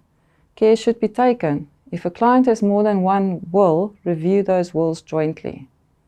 A very common occurrence in current political times is that many South African residents are acquiring immovable property in foreign golden visa jurisdictions, like Portugal, Malta, Greece, to name a few.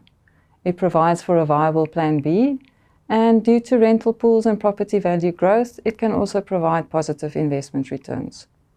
Many clients do not know that different countries have different legal systems underpinning their property ownership. And as opposed to a common law country like South Africa that allows for freedom of testation, meaning that you can bequeath your property at will, civil law countries do not necessarily allow for it. This is commonly referred to as forced heirship rules, and is not the same as interstate succession, as it will apply even if a client has a valid will or not. Forced heirship dictates who can benefit from property upon the death of the property owner, whether that person has a valid will or not. In France, for example, forced heirship rules determine that the children are the reserved heirs of their parents. In Portugal, a person may only dispose of a maximum of 1/3 of their estate at will, depending on the family structure. The rest of their assets must be dealt with in accordance with the forced heirship rules. Another interesting point that one has to consider is that certain countries hold beneficiaries liable for estate duty and taxes incurred in the estate, and even for debts in that estate, something that must be planned for. It is necessary to highlight what impact the global family has on the financial plan of the global citizen. We generally limit our financial plan to the impact the taxes and legislation has on the deceased, but we rarely consider the impact the plan can have on the beneficiaries that are in different countries all over the world. Looking at an endowment policy, for example, if a beneficiary for ownership is nominated on a policy, and that beneficiary is a tax resident in the UK or Australia, for example, The policy proceeds may be subject to income tax in the hands of that beneficiary when he or she eventually surrenders or matures the policy. Therefore, the tax-friendly investment just became an ineffective succession vehicle, not only subject to income tax and estate duty in South Africa, but also income tax abroad. Each jurisdiction's rules will have to be considered when doing the South African client's succession planning, and it is not always that simple to interpret or apply. Considering local trusts, where a South African resident has a South African family trust and the children who are the beneficiaries have moved abroad. Many foreign jurisdictions do not look favorably upon foreign trusts, imposing tax liabilities on the beneficiaries. Where the deceased appointed their children as the successive trustees of the South African trust, it can very likely result in the South African trust being forced into a foreign tax regime, as many jurisdictions use the tax residency of the trustees as a basis of taxation. This is the main reason why South African tax residents are not trustees on their foreign trusts and why trusteeship is limited to foreign trust companies. As this short discussion shows, each country has their own legislation, tax rules, succession rules, and the impact thereof on the financial plan can be unintended and catastrophic. Countries have different views on trusts, foreign investments, validity of wills, freedom of testation, to name a few. Not to mention all the double taxation agreements that exist between countries, or don't exist for that matter, and the international instruments that are relevant. Some we don't even know exist. So how do we navigate our way? I found an extract from an article written by Ashley Murphy in my search for an explanation of what international financial planning is. He is a financial advisor, a tri-citizen of the US, UK, and Australia. He specializes in the US and Australia and has lived and worked in both. And he says, taking on a client with countries that you are not specialized in, nor have worked with before, is a huge challenge, and it will consume your time with trying to learn and understand how it works for the client. He said that if you do not work and live in a country where your client lives and work, the financial plan will never be quite as good as someone who is currently living there. Not necessarily the message we want to hear. We like to believe we can provide for all our clients' needs, no matter what or where. But we have to be realistic and acknowledge that we cannot give the same level of advice in foreign jurisdictions we have limited knowledge and practical experience in. As a starting point, you should make a conscious decision about which countries you want to focus on and learn as much as possible about those, and to build up a reference base that you can use for global citizens with complex estates. You should continue to attend our Global Citizen workshops, as it is our aim to partner with you in search for answers. We cannot necessarily give the advice, but we can ensure that you have access to information to guide you in the process of finding the best and most appropriate financial plan for the client. In some cases, it might require that the client consults with a specialist attorney or tax practitioner, or even to appoint a financial advisor in the foreign jurisdiction to be part of the client's advice team. In the quest for the most appropriate and comprehensive financial plan, there is no fixed recipe, and you have to do what is necessary to achieve that objective.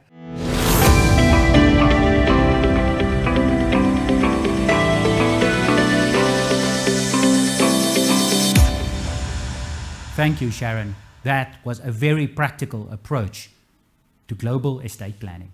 Our panel of experts will now give you a perspective on how advisors can bring all the previously mentioned elements together into a workable solution. They will look at the role a platform plays in a financial advisor's life to equip them to effectively deal and advise with global citizens.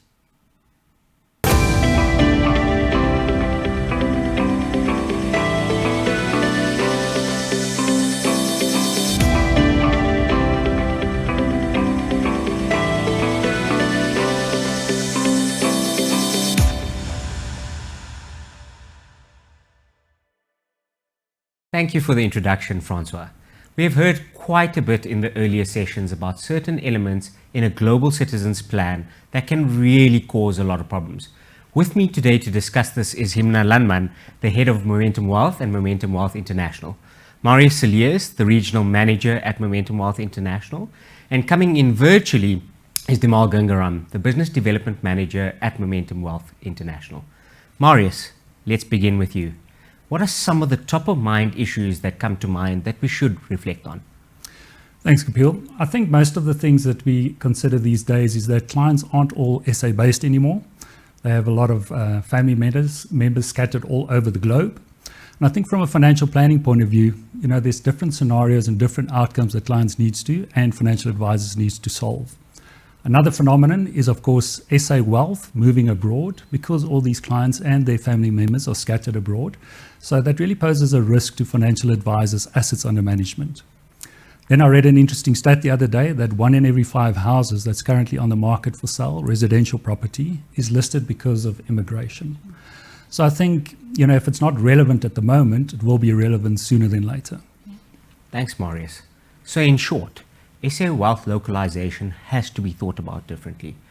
Demal, do you concur with Marius, and what can you add to the thinking, particularly from the reference point of immigration and having gone through the journey yourself? That's really interesting to hear, and I think it's easy to understand the South African side. I mean, with all the challenges that's happening at the moment, investors and clients for a long period of time have been feeling uncomfortable. And again, like I mentioned earlier, is talking about their plan Bs and activating their plan Bs. However, the same story could be told in other parts of the world. I think this is something that South Africans may also want to hear during this particular time. So maybe to give you an example, in Hong Kong, what we've experienced in the last few years is pre-COVID, there were loads of strikes talking about China having an increased influence on Hong Kong. So expats that were living there, specifically UK expats that were living there, were always cautious about this and always heard about this and were worried to some degree. And then when COVID happened, there were huge lockdowns across China, and they had a further knock-on into Hong Kong. At that time, what we've noticed from the advisors that we speak to, they in fact told us that they're having a lot more expats returning back home. So it's not just a conversation about South Africans or people moving from one country to the other. There's also the reverse of that, people moving back to their home country for various reasons. I think some of the other things that we don't really look at is people move for different reasons. It could be work, could be stress, it could be geopolitical tension, it could be anything. And I think if we look at stats that goes around, you're actually seeing individuals move around globally. It's not just people moving because they're unhappy about a particular situation. Thank you, Demal. So whilst the trend exists, it clearly is a unique, all-encompassing decision to make, probably not to the surprise of our audience. Himna, from your perspective, given that you sit in a very competitive position of also running an offshore platform, would you have any thoughts you would like to add to what Marius and Demal have shared already? Yes, thank you, Kapil. So I think, as the growing international economy and prevalence of virtual communication continue to flatten the world, individuals are definitely finding it easier to cross national borders and to leave their native countries for opportunities to live and work abroad. Whether it's starting an online business to earn a global income or working remotely for a global organization, it's definitely becoming easier. So we also know that a number of countries are eager to attract foreign investment and talent, and they are offering enticing incentives, either as permanent residency, investment and business programs, or even citizenship. So I also read an interesting stat, Marius. According to the Exploding Topics Remote Working Trends for 2023 to 2025, almost a quarter of the professional working force will be working in some form of either a remote or a hybrid by the end of this year. So the world is definitely shifting. And then I guess, as Marius has also said, we're all familiar with the increasing immigration trends that continue, and these are typically our wealthier individuals that are leaving the country. So I think, of course, these investors as clients have unique needs, and as participants in the wealth industry, we need to ensure that we can meet their niche financial planning, wealth creation and wealth protection needs. I'll share some more about this later on if you ask me about the platform, Kapil. Thanks, Himna. Those are some fascinating insights. We can clearly see this is becoming a topic of increasing focus and attention, but let us now make it even more practical, starting with Marius, and each of you can then follow him up. The question is a simple and yet practical one. What are advisors' first thoughts when dealing with a possible global citizen? Kapil, I think there's maybe two advisors. The first advisor says, it's not really important to me, it's not part of my planning, and they move on from there. And then the second set is financial advisors where it is relevant, but they may be not sure, how to start the thought process. So my suggestion to them is to start with the end in mind. Think, what type of outcome am I trying to solve from a tax and estate planning point of view? And then put a plan in place, but be sure that that plan won't necessarily last right through. It needs to be adapted as circumstances changes, and maybe as clients shift all over the globe again. I'll give you a very practical example that we're currently dealing with. So we have a client that passed away in South Africa. So there's an SA estate, and they also have a very large local endowment where the one heir lives in Europe at the moment. So the first question is, can this money just purely simply be shifted to the heir? So the type of questions we needed to investigate to understand what can and cannot be done from a planning perspective going forward is to decide, well, is the heir still a tax resident? And the heir is a tax resident. So all of a sudden you fall within exchange control, and it limits the money that can now flow overseas. Then we needed to understand, is the heir still filing tax returns in the Europe jurisdiction? Are they working? Are they married or not? What does that succession plan look like? And then from a taxation point of view, we have to understand, well, what does the double taxation agreement look like between South Africa and that jurisdiction? The heir also has some property in South Africa to complicate matters further, likes to come back to South Africa every now and then, wants to invest some of the money in South Africa. So as you can see, there's a lot of moving parts, and one isn't necessarily always comfortable to address those different questions, and you really need to gather information to give proper advice. So that's just a very practical example of what happens down on the ground. Interesting. Thanks, Maurice. Himna, what are your thoughts?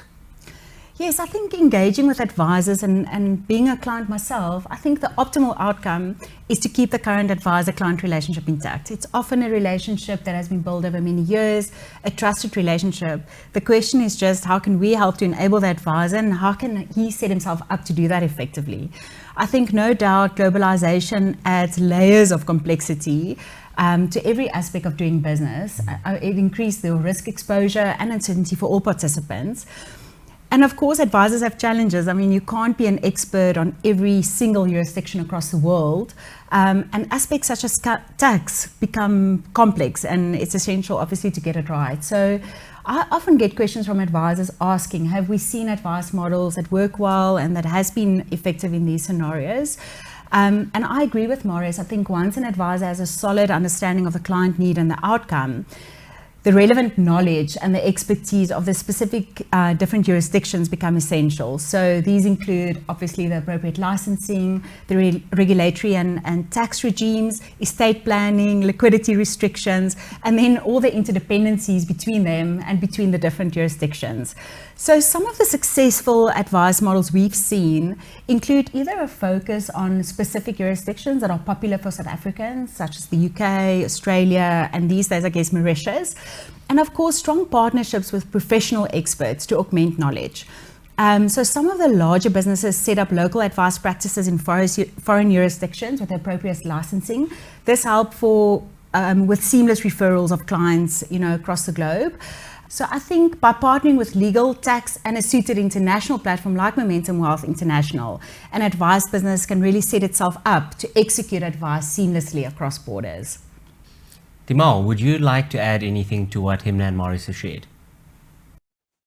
Yeah, I think further to Maurice's example, it's quite interesting. Again, if you take that situation and roll it forward, we did cover some of this in the jurisdiction discussion earlier. If you take that example which Maurice is speaking about, that advisor that's based in South Africa potentially needs to be licensed in country, or at least check if they need to be licensed in the country to which the client is moving to. So again, we don't know all the rules, we don't know all the requirements in terms of the different regulations and so on. But what we need to figure out is, how does it work, and can advisors in South Africa then partner with existing practices abroad? So in the expat environment, we get this all the time. And what we're seeing is that the advisors that are not able to set up their own businesses in other jurisdictions, they're partnering with existing licensees. And by that way, they circumvent the issue of setting up a business, trying to figure out the rules, trying to figure out the regulations, and then going through the process of giving advice. Thanks for those insights.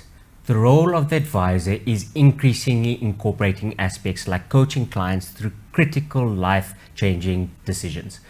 I mentioned earlier you have very specific experience, Demal, of having moved overseas recently. How has that been for you? And do you have any learnings for our audience to share? Thanks for bringing me into the conversation, I suppose. Look, apart from it being a really, really stressful and humbling experience, it was quite interesting for me, especially with the experience that we have, in dealing with clients, dealing with advisors. To an extent, I was almost the client, the advisor, and the investment specialist. So again, it was really interesting for me to put myself in that situation and apply those rules to myself from a theory into practice. And I think I've learned quite a lot through the years in dealing with South African advisors, where we've partnered with advisors, understood how they do it, how do they do it practically. And one of the best advice that I had when I started thinking about this was from an advisor in Johannesburg that said to me, Timol, the first thing you want to think about is actually setting up an offshore bank account. And the reason for that was quite simple. He says that if you've got an offshore bank account and the client is not sure when they're moving, then they can start setting up, whether they need to pay for certain tickets, save for a particular goal in that country, and even potentially start paying towards a rent or a long-term lease, which they might have in the future. So that's the first part of it, having the liquidity available and having a bank account, not necessarily in that country, but in a country where you have the currency available that you can pay for things. So that was the first interesting part. I think the second part of it was, for me personally, I wasn't sure when I was moving. When we made the decision, it was maybe 12 months before the actual event. So it happened all very, very quickly. And in that instance, I didn't have a savings pool that was catered towards an offshore goal. So if there's one wish I wish I had gone back, save for a number of years in a foreign currency, in a global portfolio towards a particular goal. I think that would have been the ideal situation. Again, potentially using one of the Momentum Wealth International solutions to save for that goal. I think one of the things that comes up quite quickly through this process is the amount of costs involved. So when I talk about the banking need and then the long-term savings need, when you're going through the process, the complexities around visas, what does it cost you to move across in terms of the flights, the accommodation when you land there, do I have a long-term rental? Also things like, how complex is the process? I need to pack a container or not. Now, for an individual or for a client thinking about this move, they don't even think about these financial issues that come about. They think, okay, great, I need R500,000, and that's the amount I'm going to have to pay for the move. But they need to start planning for this well in advance. Further than that, they need to think about the implications after the event as well. So maybe let's maybe just touch on that. So when you're in South Africa and you decide to immigrate, everything's fine and well. But then when you emigrate, you need to think about where are your tax residents. So when I moved to Australia, I needed to check, am I tax resident in South Africa? Am I tax resident in Australia? What is the tax here? Is it between this period or that period? Are they the same? Is there a double tax agreement in place? So going through all of that, I in fact had to go through the double tax agreement myself to understand what are the implications that are on my financial assets. That could be income that I was receiving. It could be property or capital gains tax event in South Africa, or even could be the immigration process when I'm wrapping up my retirement funds. So all of those questions had to go through the process. So for example, in my retirement fund, again, becoming more and more practical through this process, one of the decisions I made was when I'm moving, I wasn't sure if it was going to be a permanent move. So what I did is I preserved my investment. Again, this doesn't apply to all clients. It applied to me specifically. Again, not financial advice for anyone. It was my specific scenario here. So in that instance, I preserved my funds. And when I was made a permanent resident in Australia a year or so later, I then made sure that, look, this is going to be the long-term place. And I then moved my funds across and went through the formal immigration process. When that happened, again, had to check, is the tax that I pay on the lump sum correct in South Africa? Do I get anything else on the other side in Australia in terms of a deduction?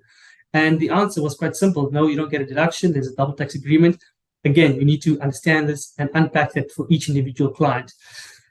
The challenge with that one was also quite interesting if you take it a step further. So do you pay the taxes in South Africa on retirement fund and then take it across, or do you leave it preserved? For me, it was quite a simple, straightforward understanding, was that I'm going to be in Australia for 20, 30 years down the line. I'm not retiring for another 20 years at least. So that's a long time to have your money in South Africa in a depreciating currency, and in an asset base that's not tied to my retirement expenses in the future. So what I needed to do was bring the assets across, think about the asset allocation, save in a country or in a currency of where my expenses are going to be, and more importantly, save towards a goal where my expenses are going to be in the future when I'm retiring.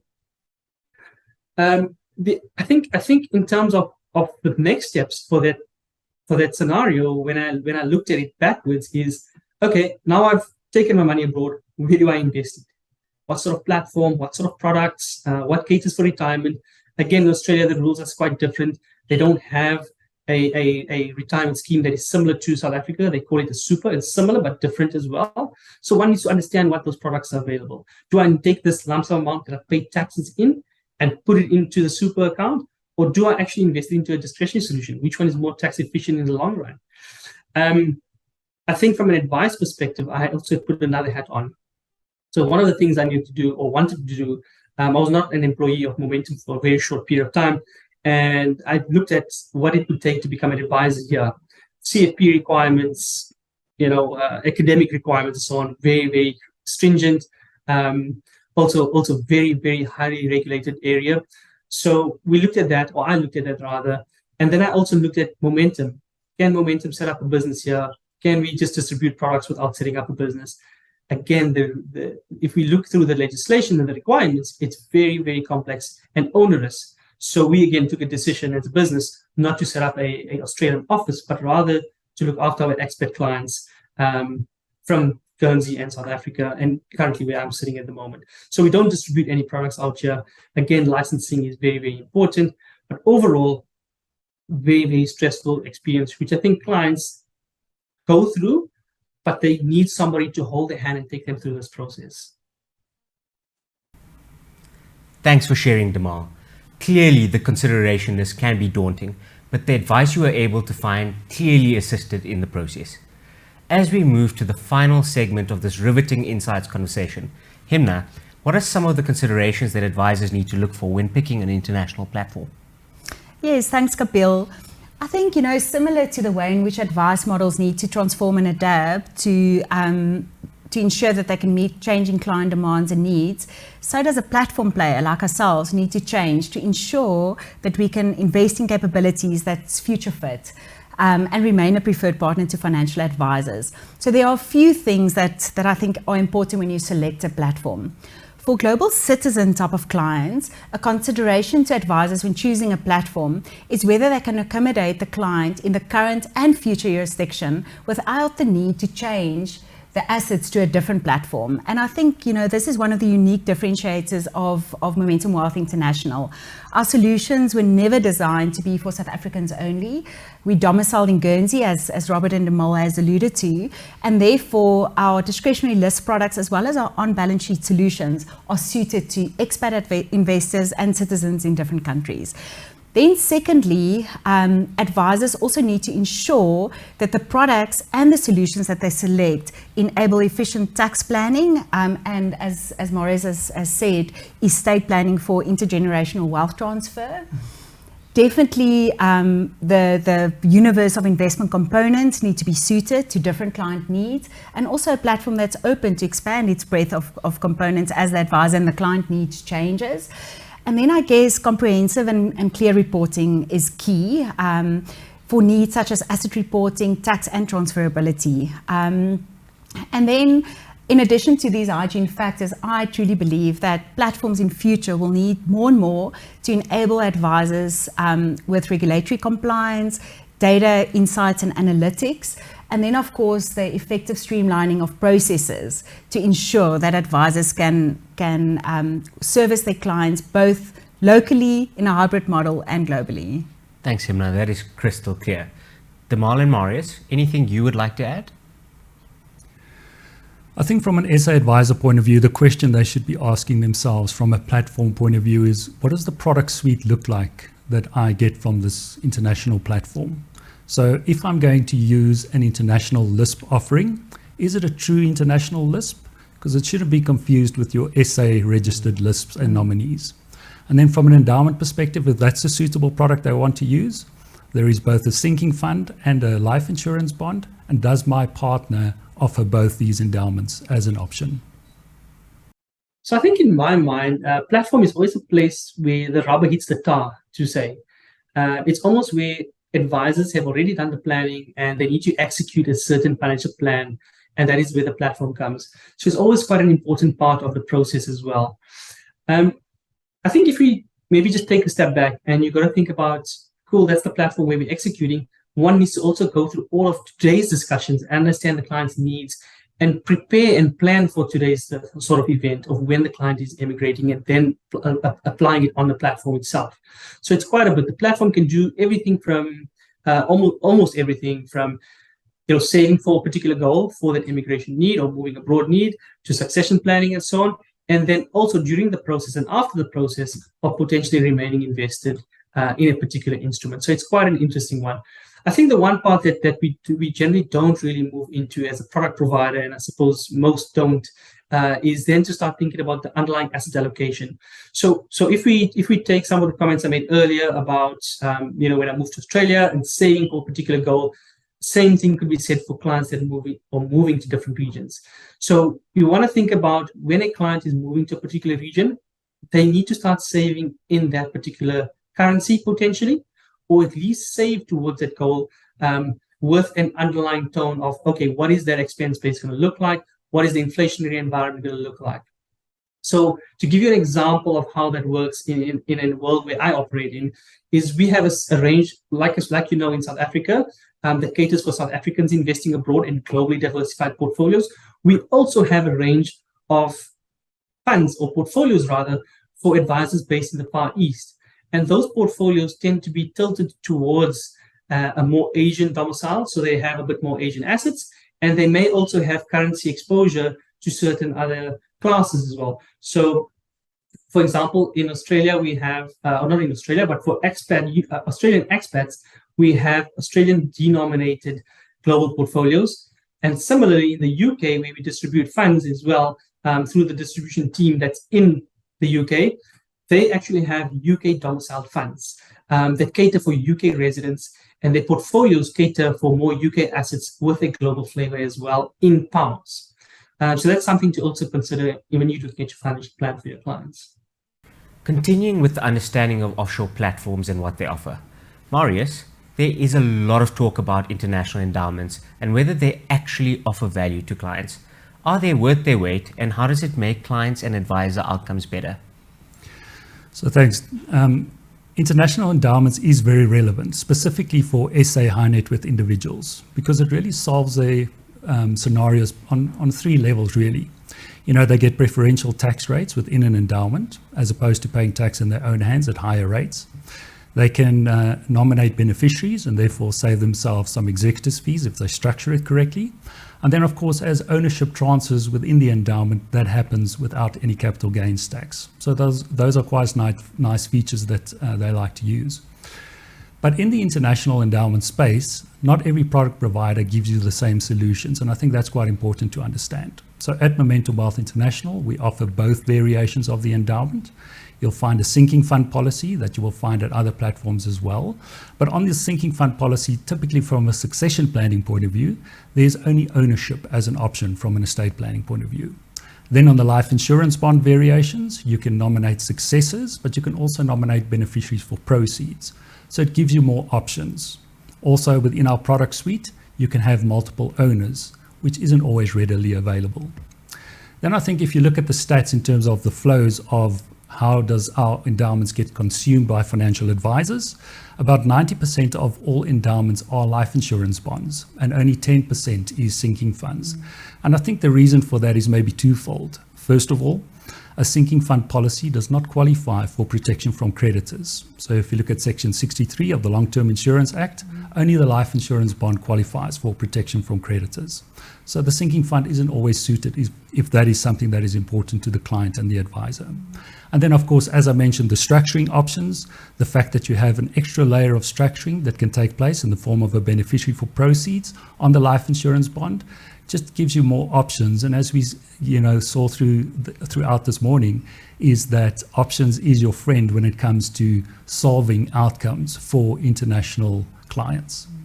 And then, of course, liquidity is important. Not everybody likes the word endowment because it has a 5-year restriction period, but the fact that we have this 100 policies underneath structure just gives you that liquidity, and that also helps the clients from a practical point of view. Thanks, Marius. I'm sure our audience listened very carefully to those tangible benefits of the international endowment option. Demar, would you like to add anything from your side? Yeah, I think maybe based on Marius's feedback there, I think the other part you got to look at is once the clients move abroad. So again, using maybe my personal circumstance, if I had an endowment option, and I think I mentioned this previously, so if I hold an endowment option and I decide to move to Australia like I have done, where I had to look at the double tax agreement and understand, well, if the endowment's in South Africa and adhering to the 5 tax approach and the double tax agreement allows for it, does Australia tax me again on my proceeds, or do they tax me within the product itself again? What are the rules? So based on my experience, it was not beneficial to continue investing in the endowment. So Australia actually have their own version of an endowment. They call it an investment bond, similar to the South African endowment. However, they've got a few different options available or different nuances, where it's a 10-year plan versus a 5-year plan. You can access it at different points in time. And then the tax within it is fairly similar, but the capital gains tax is different. So again, as an advisor, do you want to advise on a product in a foreign country that you may not understand? And I think in terms of understanding the tax rules and the legislation, it can be very complex and very complicated quickly. But yeah, that's my personal experience in actually doing this investment and coming abroad and maybe thinking twice about saying, oh, should I keep the endowment, or should I actually move it into something local, or should I invest it into the international investment option, for example? Demar, it's impossible to try and summarize all of the points from today in a couple of minutes, but how does an advisor bring all of this together? So Kapil, yeah, I mean, this is quite an interesting conversation to try and summarize it and see where we're at.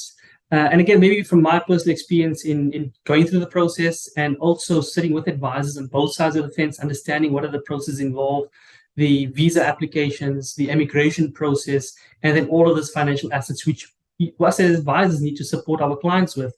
So I suppose the first thing to think about is that this is a life-changing event, very similar to how you as an advisor treat your client when they are preparing for having children, buying a house, retiring, educating the children, whatever those investment needs are. So again, this is another life-changing event. So you as an advisor, are you equipped to handle that conversation? Are you in a position to actually sit there with your client and understand, okay, my client is thinking of emigrating in 5 years' time. What sort of plan do I need to put in place so that they save enough to get to that point? And also, how much is enough?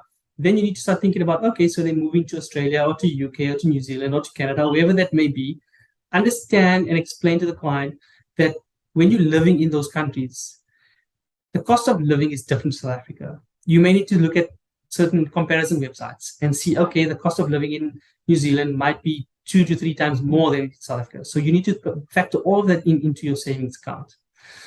What then happens is then once you've planned that roadmap to your client and understood what are the potential expenses, you now start to put a plan in place. So for example, I mentioned things like an offshore banking account, things like setting up an international endowment option that maybe makes sense while the client's South Africa, growing the portfolio, being tax efficient, being succession planning efficient in case something happens prior to that event. Then I think also the advisor needs to play a massive role in terms of the actual immigration process. So yes, you may not be involved in the visas and the actual immigration process and the flights and so on, but you need to help the client understand, okay, we've saved enough for these potential expenses. So flights, cost of visas, accommodation for 2 or 3 months to make sure that they settled. And then further than that, you need to explain to the client, okay, so once you've moved across now, what are the double tax implications? Are you going to be tax resident in the new country? Are you going to move your retirement funds in the new country? Can you invest and save in the new country? What sort of investment vehicles you may need to consider there? And then as an advisor, you need to put up your hand and say, okay, I understand them, or maybe not. What I am comfortable to do is advise you on your existing offshore book and grow your assets and continue growing those assets on the offshore side, and maybe then partner with an advisor in the other jurisdiction or become an advisor licensed in that jurisdiction if you wanted to. So it's quite a complex and long answer. And I think it all starts off with actually unpacking today's discussion in more detail. And that's why I go back to the point of saying, what what does your current client book look like? What are your current clients thinking about? Are they actually looking to have their family members, whether it's just the kids or the parents or the whole family together living abroad, maybe even coming back? What are those circumstances going to look like?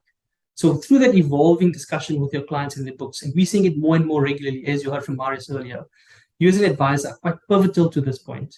I've helped friends and I've tried to help other colleagues to move abroad and just to unpack some of these conversations prior to them moving so that they could understand, look, it's not as simple and straightforward. And I promise you, the one thing they come back to say is that, Tibble, thanks for explaining the financial side, because I don't have the time to understand that. I'm too busy with packing my container. I'm too busy with making sure my visa is approved. I'm too busy making sure that my family is accounted for throughout this process. So you as an advisor make a very, you're part of this process. Himna, would you like to add anything? Yes, I think in closing, Kapil, to be deliberate on the expertise and solution which your practice needs to offer, and then to carefully select which to obtain in-house and for which to select suitable long-term partners that can walk the journey with you and your clients. Thanks, Himna. Marius, any further thoughts from your side? Yes, I think Kapil spoke a lot about immigration. I think for the South African investor with maybe beneficiaries or family members abroad, in order to create maybe a bit of a framework in terms of gathering information to see what is more suitable, they can possibly use this list. First of all, the beneficiaries. Where are they and in what jurisdiction are they being taxed? Are they still tax residents in South Africa? Do they intend to come back to South Africa or not? Then also, what type of product platform do I want to partner with? What is the expertise and what can I get and what can I consume from a product point of view, from an investment component point of view?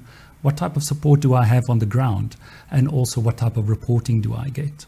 So yes, I think it's very important to start with the end in mind, like I mentioned initially, work your way back and partner with an international platform that can try and solve for as many of the outcomes that clients are looking to solve for in this global citizen environment that we find ourselves in. Firstly, thank you to each of our panelists for your input into the discussion. Clearly, there are still several things for advisors to unpack. The importance of being able to effectively help a global citizen with their financial planning needs is no longer a nice to have, but a valuable part of an advisor's business. We unfortunately must end our discussion here for today, but please join us as we extend our global citizen discussions in the future.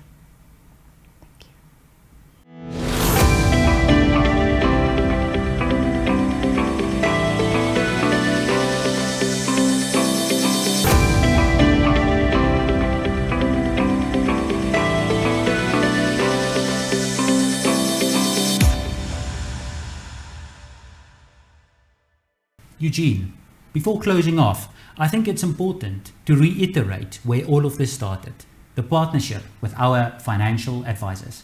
Our Momentum Wealth International Business Development Managers have been assisting advisors and sharing international investment knowledge during the past couple of years.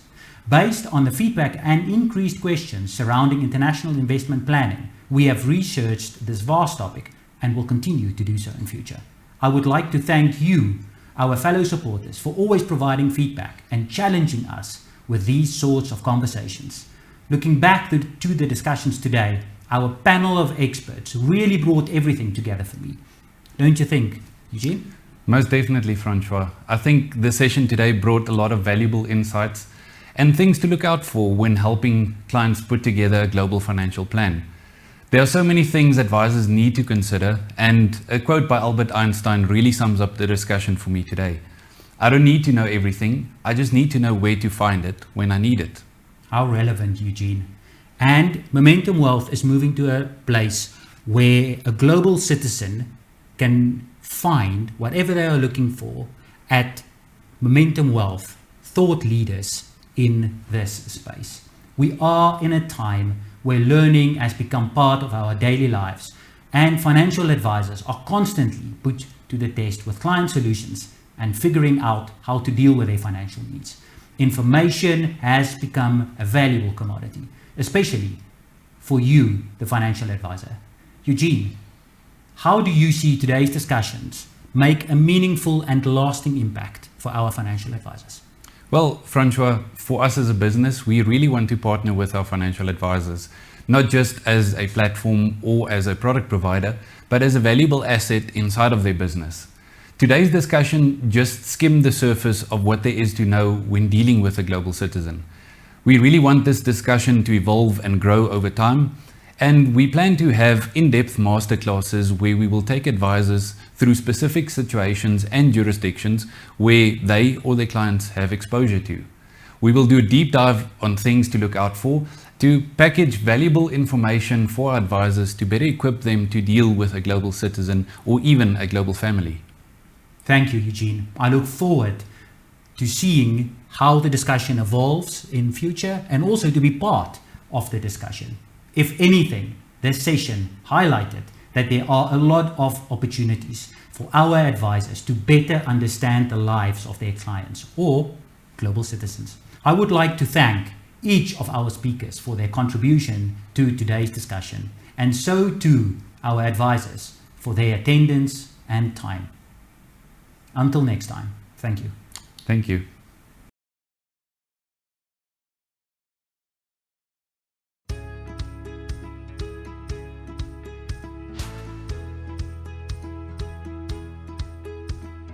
Good morning, everyone, and a very warm welcome to Think Tank 2022. We're proud to have built and maintained such a strong following and reputation for this conference over the years, demonstrated by some clients having attended almost every one. We look forward to celebrating these milestones with you this evening at the very special dinner venue of St. Paul's Cathedral. This is a truly remarkable time. I mean, we have gone through one crisis after another. Trying to pin down forecasts and an outlook is incredibly difficult. And there's great opportunity right now. And I'll say for growth stocks in particular, Europe is cheap. It's actually has some really good ones that are pretty attractively valued. It's been a particularly interesting year for alternative investing, and it's been quite a strong year for the portfolio.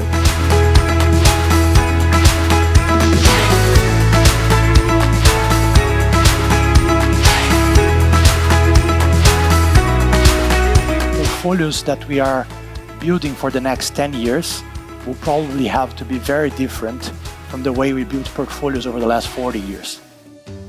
I guess I'd sum up my highlights in three key things. Firstly, just the quality and the breadth of the speakers over the course of the last couple of days. Some of the new thinking and new ideas that came from those presentations. I think one of the highlights was just to mingle again with fellows from abroad and also to get insights from outside South Africa in terms of world economy, what we can expect going forward, and also the challenges that we see in Europe as well as the US in the future. Definitely hearing from advisors all over the world about the challenges facing their clients. You have to be extremely picky, extremely fussy in whom you choose to back, and if you actually do, back good quality people, good quality entrepreneurs, then the investment success comes with it. I must say, away from the conference, our function at St. Paul's last night was amazing, but then the content generally was pretty good, and I really learned a lot and have so much to take back to my investors.